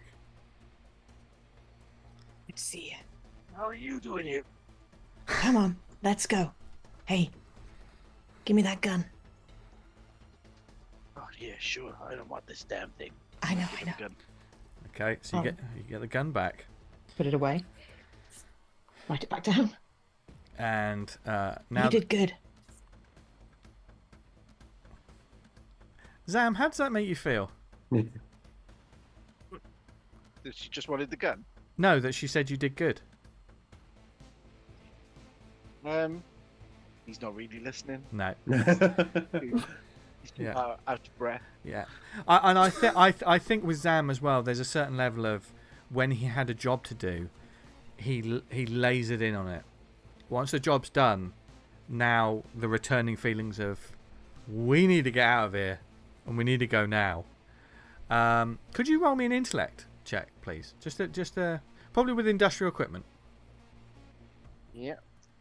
This won't incur stress. 54. So that just scrapes through because with industrial equipment it's 60. Ooh. You know, with what you did, the systems you did, that has significantly sped up the process of what's going to happen. Not to the point where you're in danger of it blowing up. You got to run away in slow motion. But you know, for one thing, that is certainly going to do what you want it to do. So you're confident in that. Also puts a bit of pep in your step in that we have to go now. We have to go. We can't hang around. We can't get caught up in all this. So, yeah. Good job, Zam. I wonder whether he's going to grab Wendy's hand and pull her along. Still. At this point, it might be Wendy pulling you along. Well, yeah, true, yeah. Because she's now She's time to more go. kind of just following and just making sure he stays on track and at pace. So they're not obviously walking together, but she's kind of shadowing him. Yeah. And you are sort of at one point sort of getting caught up amongst all the people that are here. Blaze and Doc, were you moving ahead or are you waiting for the group? You're waiting for the rest of your party? I think we were moving ahead. We said to rendezvous at the car. Right, Yeah. okay. The rover. I think rather than us all getting, just in case we get captured, not all in one. Okay, so you're immediately heading to the car. Okay, so Also, I feel like it would look suspicious if we're like standing still whilst everyone's. yeah, certainly very wise, clever. Yeah, so you immediately begin moving into the main sort of social. And from this area, you notice that people aren't necessarily moving back to the social hub. There's an element where you have to go against the grain of things, and you have to take a couple of sort of emergency sort of exits, sort of fire exit kind of thing, pathways back to the social and living complex, because from here people are just filtering out, like, which reminds you of like when Rico said, when everything goes, people are just going to move, so make sure you have your stuff. But eventually you make it, you get back to the social and living complex eventually. By the time you do that, Zam and Wendy have made it back to the main station. Seeing all this, a lot of people heading in one direction. Actually, no. Apologies. I need to just slightly retcon something, because where the car is parked is not back in the social and living complex. And you already have all of your stuff, don't you? Yeah, we moved to the ship already. Yeah. So rewind that. Remix selector. Oh God, you can tell it. That's the most corniest thing I've ever said. Leave it in the comments below. You know I've said cornier stuff. So following these people, there is a point where people sort of head off. A lot of panic. There is a lot of panic going on. People don't know what's going on. This is chaos.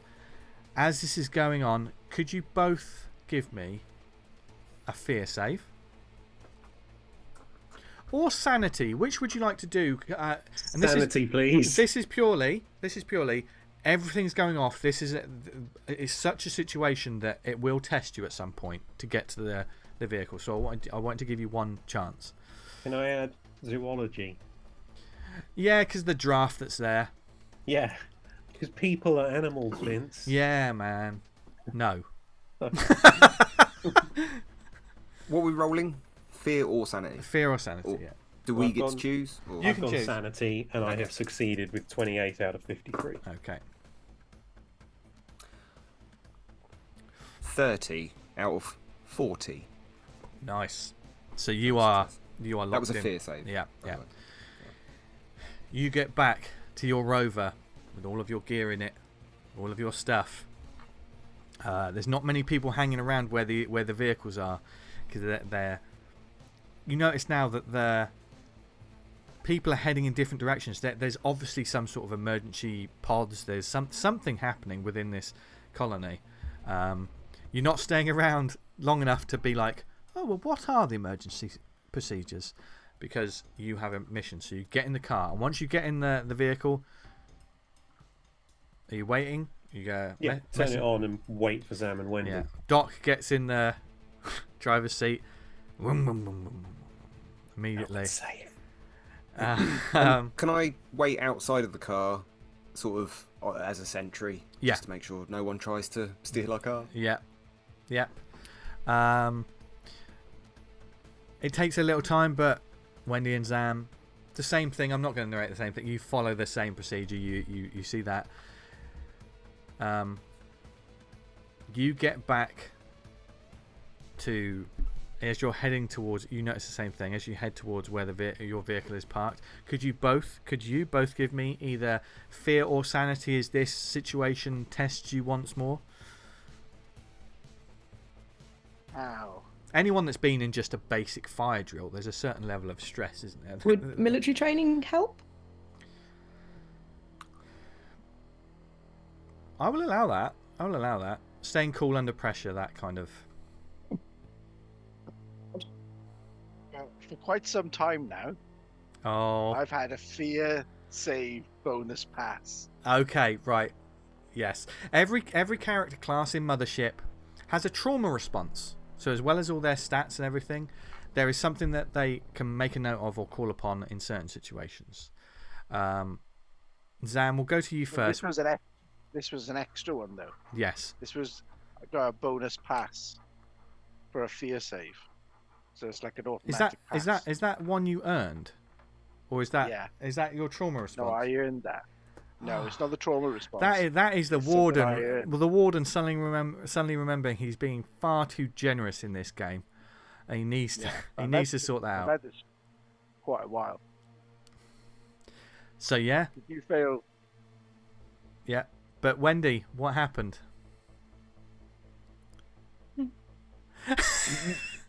So Wendy was trying to get below 52 Yeah. and did so. And Wendy rolled an 11.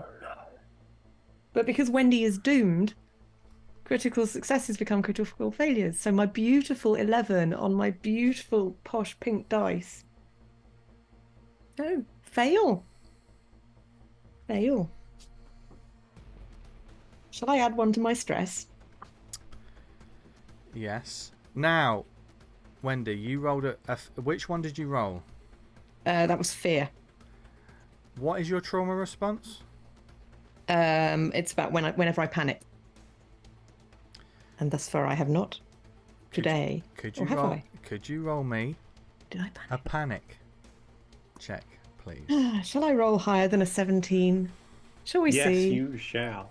Or a 1. No, not this time. Do it again. That's a 7. Where shall we go on the conditions table, Vince? Jesus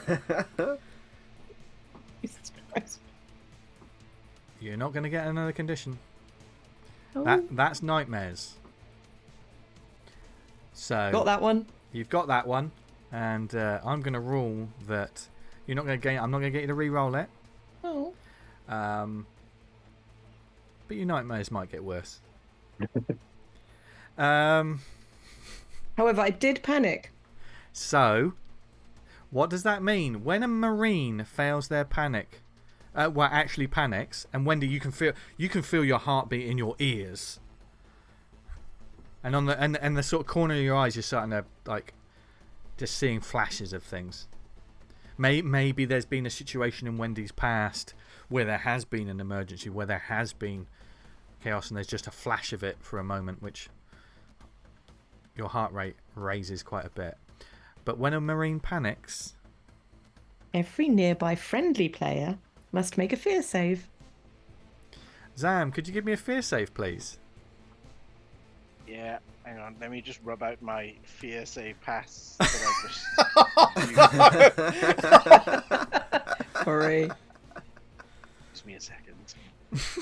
Right, fear save, yeah? Yeah. Worth it. I don't think I've got anything I can add to this.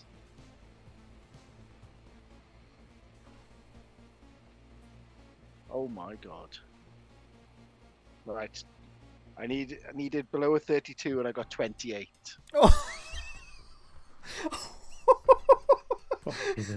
Jesus. Oh, Dice are second half dice, aren't they? oh dear.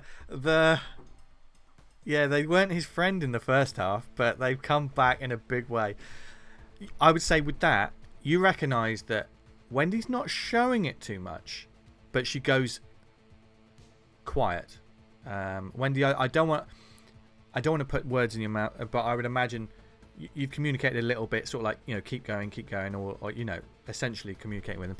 There's a moment where that stops, and you probably suss that Wendy's having a moment, but you're like, she'll get over it. I kind of think that Wendy's now just sort of stood completely still, and everybody else is moving. And you notice this, Zam. At one point, when you're heading in the right direction, you turn around and Wendy's like, she's 20 feet behind you, 25 feet behind you. She stopped. I'm gonna have to go back. What do you do? Go back and help her. Zam approaches you, Wendy.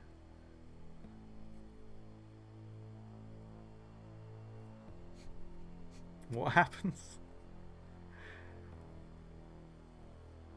Wendy's Gets left unresponsive. behind, Wendy. What? What? No one gets left behind. You gonna leave me behind? No. I need you to get me through this. Okay. Okay. Come on. And Wendy leads the way, Sam. And eventually, you get back.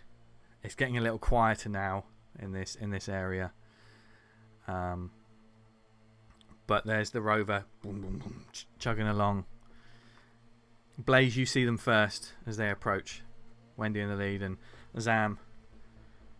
Both of them look. I mean, you all, to be fair, you all look pretty sweaty, and like there's dirt from the inside of the suits, etc. You're looking quite stressed. What an episode this is! I love this game. I love this game. Do they look all right, or do they need help? Well, Zam is quite stressed. Yeah. Zam looks. But, Zam looks eager to go. Clearly quite stressed. They're both clearly quite stressed. There's a quietness to Wendy, I would say, and I'm taking this on the fact that Lizzie, Wendy's stress level is so high that it may be a little bit visible to the other players that they know that she's on edge. yeah, but Zam's kind of faking that he's like struggling so that she'll help him.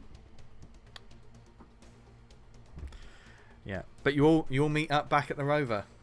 As soon as they're in it, I gun it. Okay. Watch out for the dark people. driving. I thought we were trying to save these people. Fear save. He overpowered me, Zam. I couldn't stop him. There is no conversation as the doc guns it. As the doors are open, and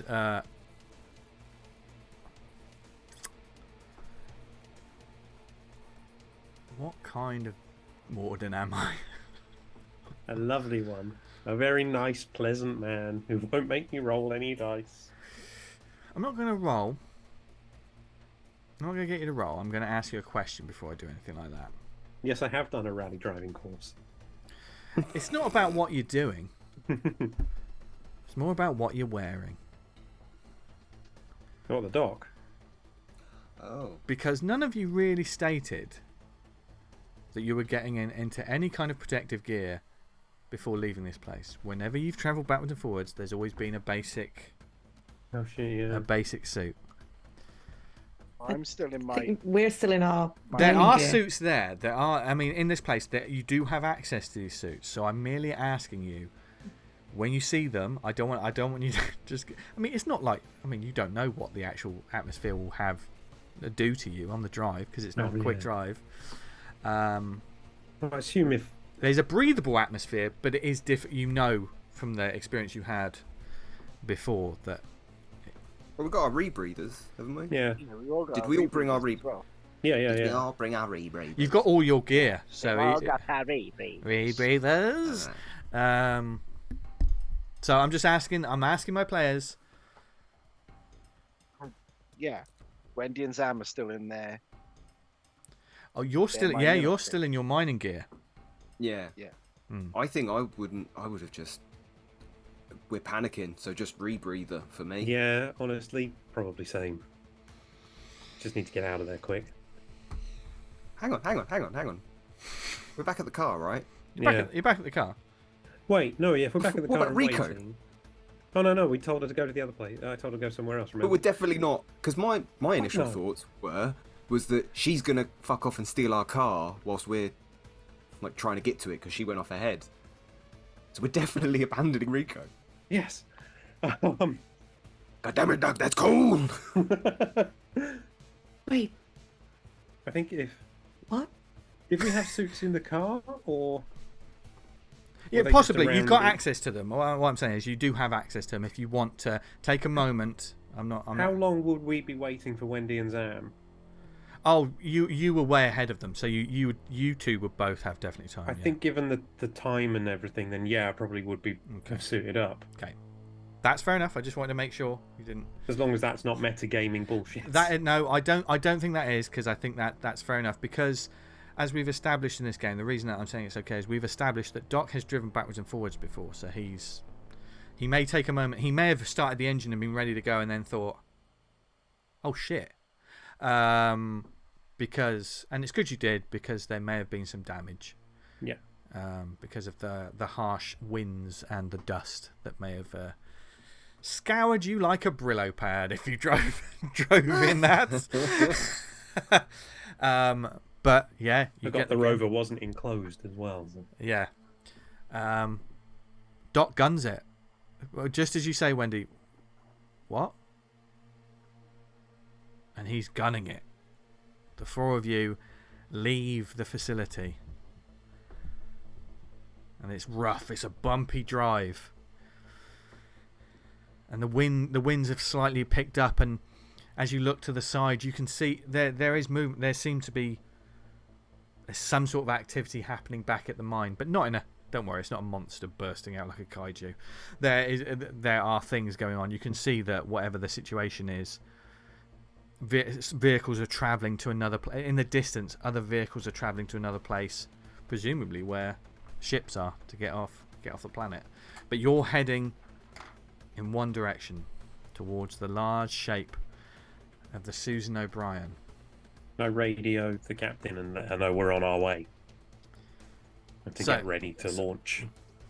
So as you radio, Doc, with the frequency that the captain gave you? Yep. Yeah. You hear no response. Just a shh. I press down a little bit harder on the accelerator. The radio sort of is it just you that can hear this, Doc, or is everyone on the same frequency? Oh, I don't know. I mean, it's just retuning whatever communication system you've got. I'd probably my say that sounds I can't reach the captain and to try and so anyone who wants to tune into it. Let They're me all- try. Yeah. I don't know why it's a wireless, but Because it's Still cool. got the radio. Have you still got the radio jammer? You've got the radio jammer, Oh fuck's sake. but Oh, it's not turn it on. off then. It's Oh, not. well, fine. It's not on because you never placed it and you never switched it on. Oh yeah. No, we didn't do anything with it. So you've still got that big hulking, like that Ghostbusters like backpack, with you, but you didn't turn it on. As Blaze, as you find sort of signals, you're looking at like docs as well, and you can tune into it, and you find the signal. What do you say? Captain, do you read me?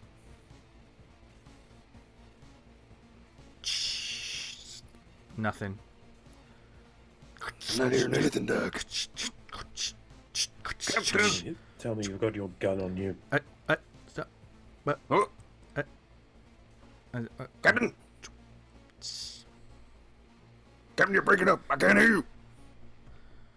It's just as fast as this thing goes. Can we boost the signal with the radio jammer? Can we reverse the radio jammer to boost the signal?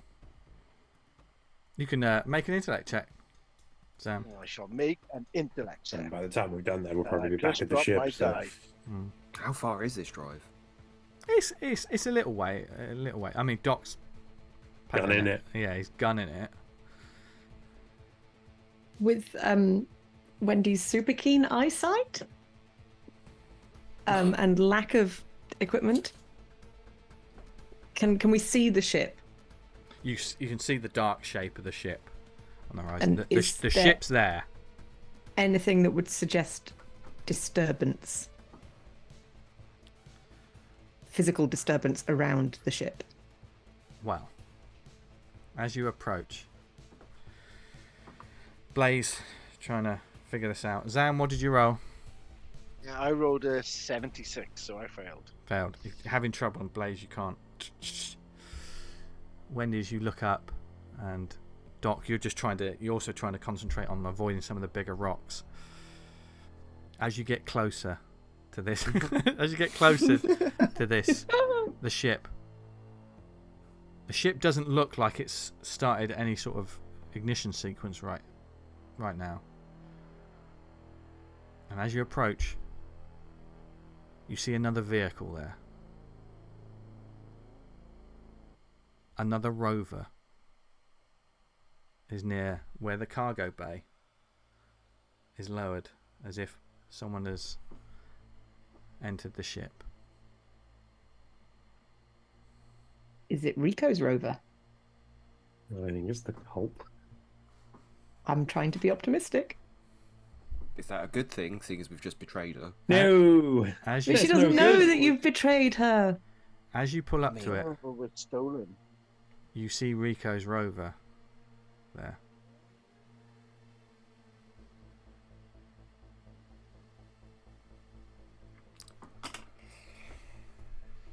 Awkward. Good for you.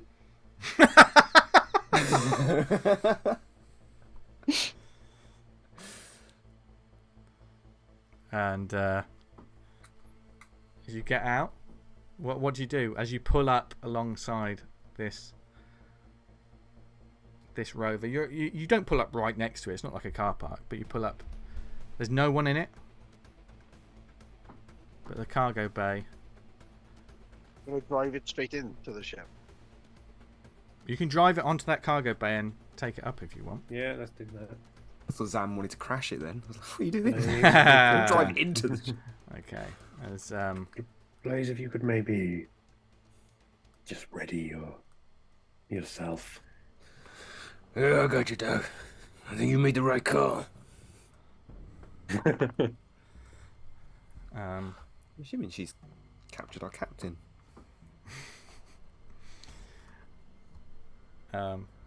as you pull up to the ship, we haven't had the ship map in quite some time, have we?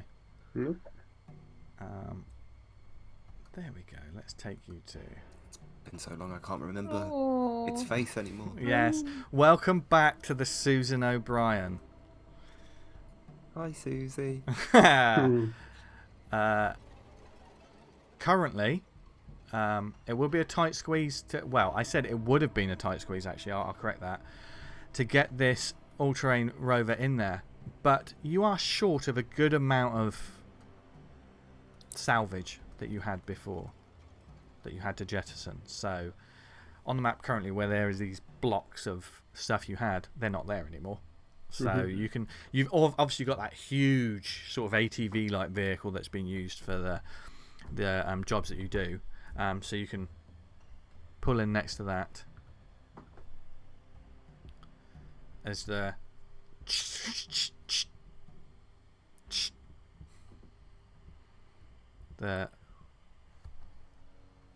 comm units begin to buzz again. What do we notice? Is there anything awry or off or spooky? Is there flashing lights? There's no flashing lights. A trail of blood. There's not a trail of blood that you notice. You notice there's some stuff that has been slightly knocked over. There's a couple of things that have been knocked off shelves, almost like someone's bumped into them. Blaze, as you're looking, you notice something on the floor. little bit of a torn bandage with a sort of dark substance on it. You can't quite tell on the edge. Show it to the others.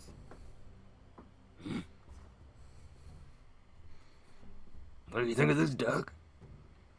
What do I think of it? You're familiar with those bandages? I'm familiar with those bandages.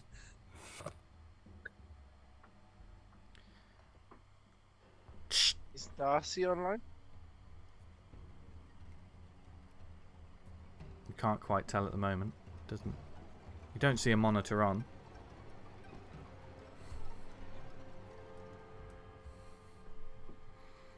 And then your radio crackles to life.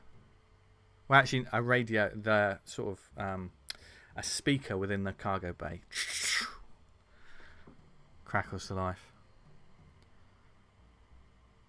Ah, I was wondering when you would get back. I presume that your little mission was a success, am I correct? Ah, what am I saying? You can't reply to me right now, can you? Well, I just want to let you know that we've been waiting for you. Your captain here is a bit of a stubborn one, and she didn't want to leave without seeing you, which, being an emotional sort myself, I appreciate that sort of familial kind of loyalty. That's great. But I will say, it is fortunate that you managed to get away from that place. Because I really don't think you want to be there right now.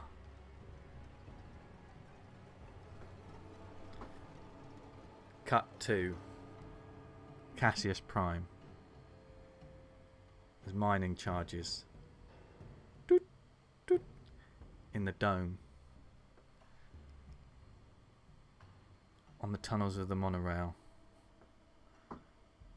hidden away in certain parts of the social complex itself, in some places hidden underneath the structure, begin to doot, doot, doot, doot, doot, doot, doot, doot.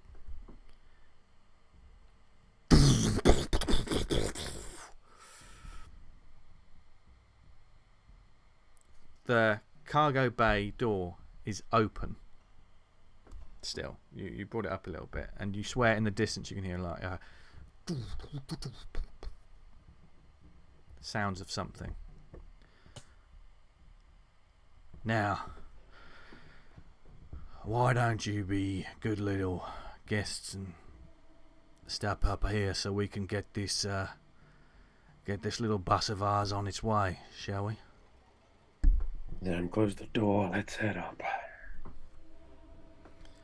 As Zam, do you close the door? Yeah. As you close the door, like,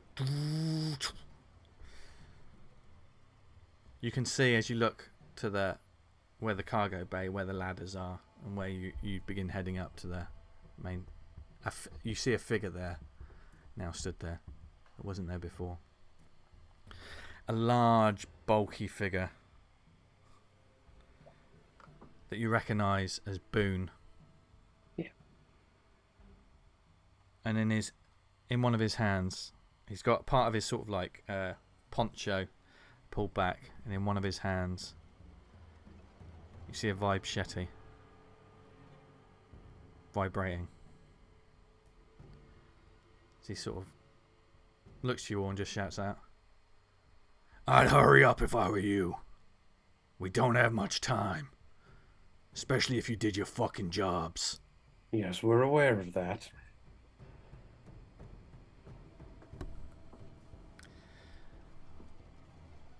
And are you heading up to where he is? Yeah. As we go, Wendy's going to ask Blaze for that little bit of bandage. Yeah, sure. She's just going to tuck it up her sleeve or something. By the way, Wendy, you got your gun, right? Yeah. Yeah, right, good. Stay frosty. Dum, dum, dum, dum. You head up to the platform. Boone staying a little distance from you.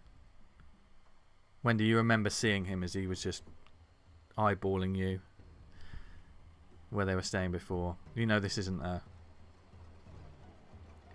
man that puts his hand near a bear trap. As he's watching you, but he steps back from the ladder upwards. Better not have hurt the captain.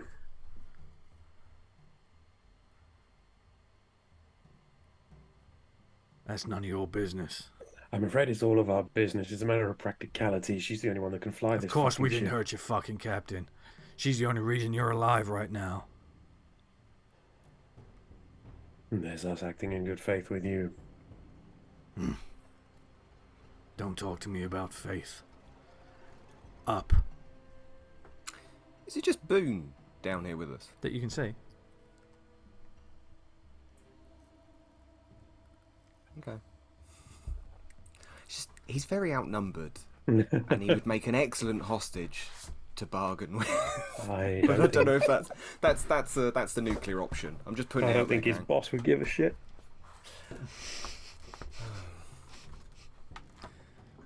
No, I think you're totally right. Are you heading up to the command deck? Is that what it's called? Yeah. The crew deck. Yeah, Yes. In what order are you heading up? I'll go first. As you go first, Doc, and you get to the ladder, and you see Boone there, and you notice, as the rest of the crew are sort of close behind you, you hear another set of boots behind you as well, and you sort of turn back briefly. You all sort of briefly turn back. That there's another member, seemingly in this sort of gear. Must have been in the cargo bay somewhere and just followed you up, and now they're behind you, keeping an eye on you. This one has a shotgun.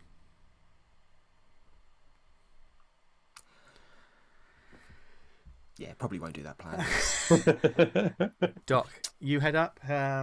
Just for my point of reference. So Doc heads up. Doc's going first. Oh, who wants to take up the rear, Wendy? Yeah. That was a question, but yeah, okay, cool. Sorry. In the middle, Zam, where are you going? Second or third? Would you prefer, Blaze? I don't want to stare at your ass. I'll go in front. Oh God, I didn't think that through.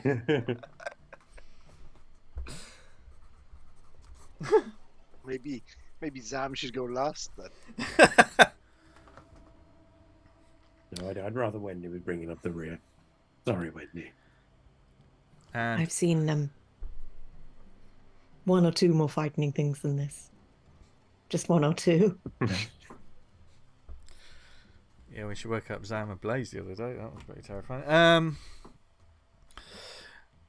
And as you're the last to head up, Wendy, and you look around, and you see that these two figures approach each other, and they seem to be, as you're heading up, they seem to be talking to each other. They sort of make a couple of movements, sort of nod, and then Boone just looks up at you, and he's just watching you as you head up. On the crew deck, as you head towards the bridge, or as you head towards the galley leading towards the bridge, as you pass a couple of the crew bunks, and you open up one, you can see that one of the doors is already open, and there's a figure lying on one of the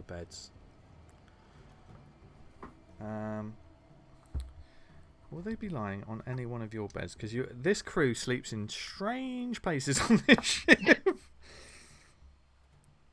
Oh. Yes, they're in. Whose bed is it?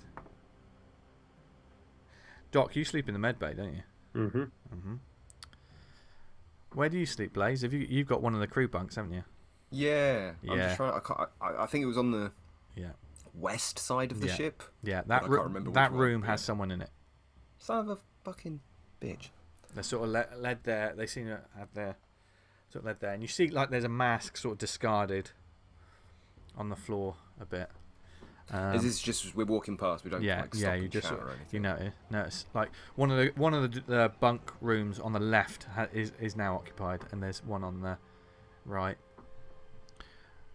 And when you get through to the galley, some of the cupboards are open. You can see there's food discarded, like people have just been, packets of things. So far, have we seen 3 people? You have now seen, you have seen 3 so far. Okay. As I look at my list.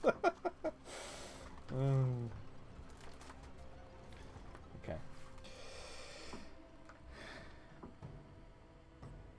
When you get to the sort of dining lounge area, you see another 2 people there. Doc, you recognise the female figure that you bandaged up her side.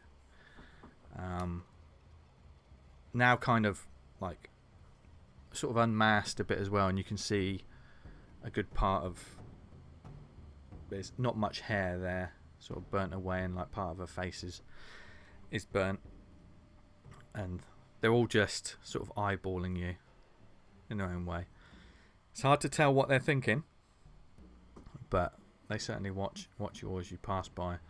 And another figure who has sort of a slightly sort of hunched, he hasn't got a hunched back, but it's almost like his, like something you would think, Doc, the way he sort of moves, and you didn't see this figure before, but he's slightly contorted in a way that maybe something broke, and then when it healed, it didn't necessarily heal right. The way he's just sort of, as he's just looking at you, just eating a chocolate bar, one of your rations from this sort of silver packet, just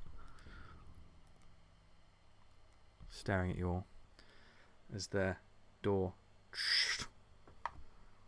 to the bridge opens up and you step inside, and you see the rest of the number in this room. You see one of them sat in the sort of co-pilot chair, as it were. You see Bartlett there. Hasn't got the pretense of that tartan cover over him anymore. And you can see like the lack of limbs in the lower half. But this time he does have a shotgun sat in his lap. The mask there, almost the same as when you saw him before, but a bit more of a comfortable throne this time. On the other side, in the chair, you see Captain Austin sat there. Nose busted. Looks like one of her eyes is... she's got knocked about a bit. One of the things you do notice about the 3 figures that are there is one of them's dead. The cultists, let's call them that. One of them is slumped up against set back against the floor, just sort of with their head down. They have a large hole in their chest. The other figure is also holding a shotgun. But their shotgun, you recognise as being Captain Austin's shotgun. And you kind of surmise what might have happened before you got here. And she sat there. This is not. I mean, she's been hit in the face.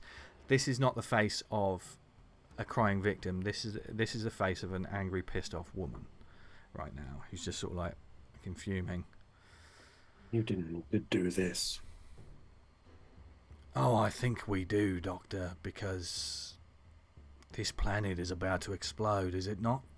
Especially if you did peacefully. I promised you we would get you off this world. Peace was never an option, Doctor. It's always an option. That's mighty funny. Tell me, we were busy doing something at the time, but during your little sabotage mission, was that a peaceful endeavor? We made every effort. Minimal violence and casualties. One man may not play the piano again, but that's acceptable. We didn't do this. What we're doing... There's no loss of life on our side. Well, let's make sure we keep it that way, shall we? This is about Jane, are you survival. okay? She just sort of nods. Well, I think this conversation can wait, can't it? We need to get off world. Indeed we do. Captain, if you would be so kind as to start preparations for leaving this rock. Captain looks to you all briefly. I just give her a little nod.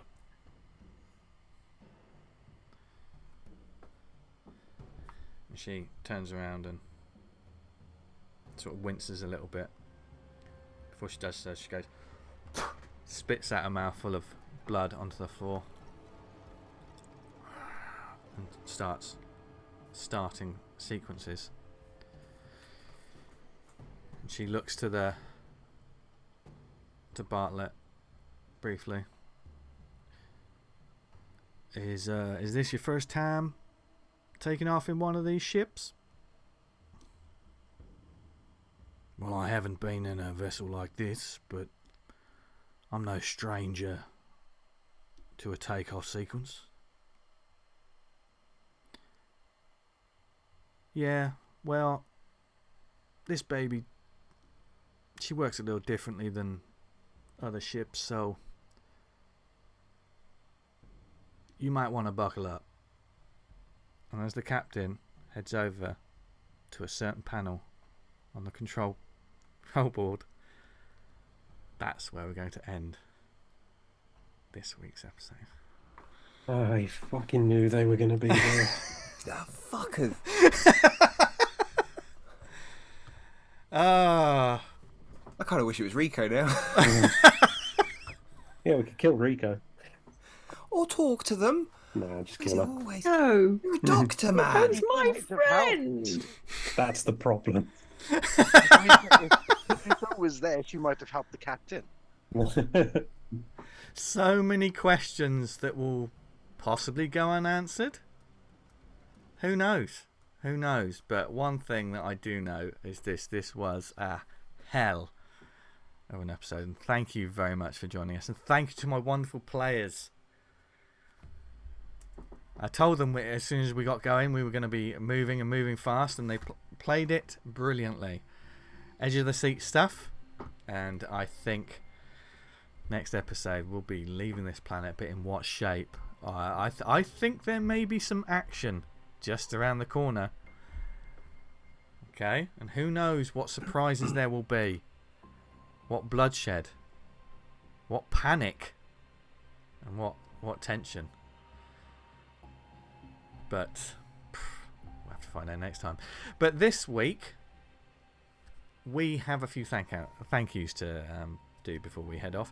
A big thank you to Tabletop Audio for the wonderful music that I play in the background for the ambience, both tension filled and pretty thrilling when everything was kicking off. So thank you to them. Look for them on Patreon. Seriously, follow them. You can get 10-minute ambient tracks for your D&D game, tabletop games, whatever it is, fantasy, sci-fi, horror. Tim at Tabletop does brilliant work, and there's all kinds of things to suit your games, so definitely check them out. Thank you to them for the tracks as always. Thank you to the wonderful ELIOT Red for the Safe Space theme that we dance to every time after we do the credit sequence. And as we record, he's about to turn 30, so happy birthday, Elliot. Oh, happy birthday, Elliot. Oh, that's lovely. This Saturday as we record. Oh, bless. So when you watch this now, that happened ages ago. He's going to be turning 30 forever. That's delightful. Yeah. On YouTube, he's always turning 30. Hear that, Elliot? You've got an excuse for... Eternally 29 and 11 months. Yeah, and... PJ's got to get you another present now because he announced it twice. But as speaking of my wonderful players, where can people find you and your lovely work, or whatever you got coming up? Jim? Instagram. I think it's at Jim Bampfield on Instagram. Nice. Do that one. Yeah. Lizzie? Assorted social media platforms at Lizzie Boyle Says. Also at Ski Shoot Repeat, which is my biathlon podcast, my winter sports podcast. So depending on what time of year you're listening to this and what year, there might be old sports analysis to listen to. But there's also like informative and things to learn. Yeah, historical. Yeah, it's fascinating stuff. This is really good. Yeah. Gav? Socials at Bob Goblin. Nice. And PJ? PJM1982 on Instagram and Threads, and PJ Montgomery on Blue Sky. And Measure Fan Pod on all socials to follow the podcast, The Measure of a Fan. We are now looking at Star Trek Discovery, which is exciting. Interesting. Ooh. So the theme tune has thankfully been changed. You know how I feel about the Enterprise theme tune. It'll be back. We've still got 3 episodes of Enterprise to go at some point. Before we go, Jim, did you just say that's a great theme tune?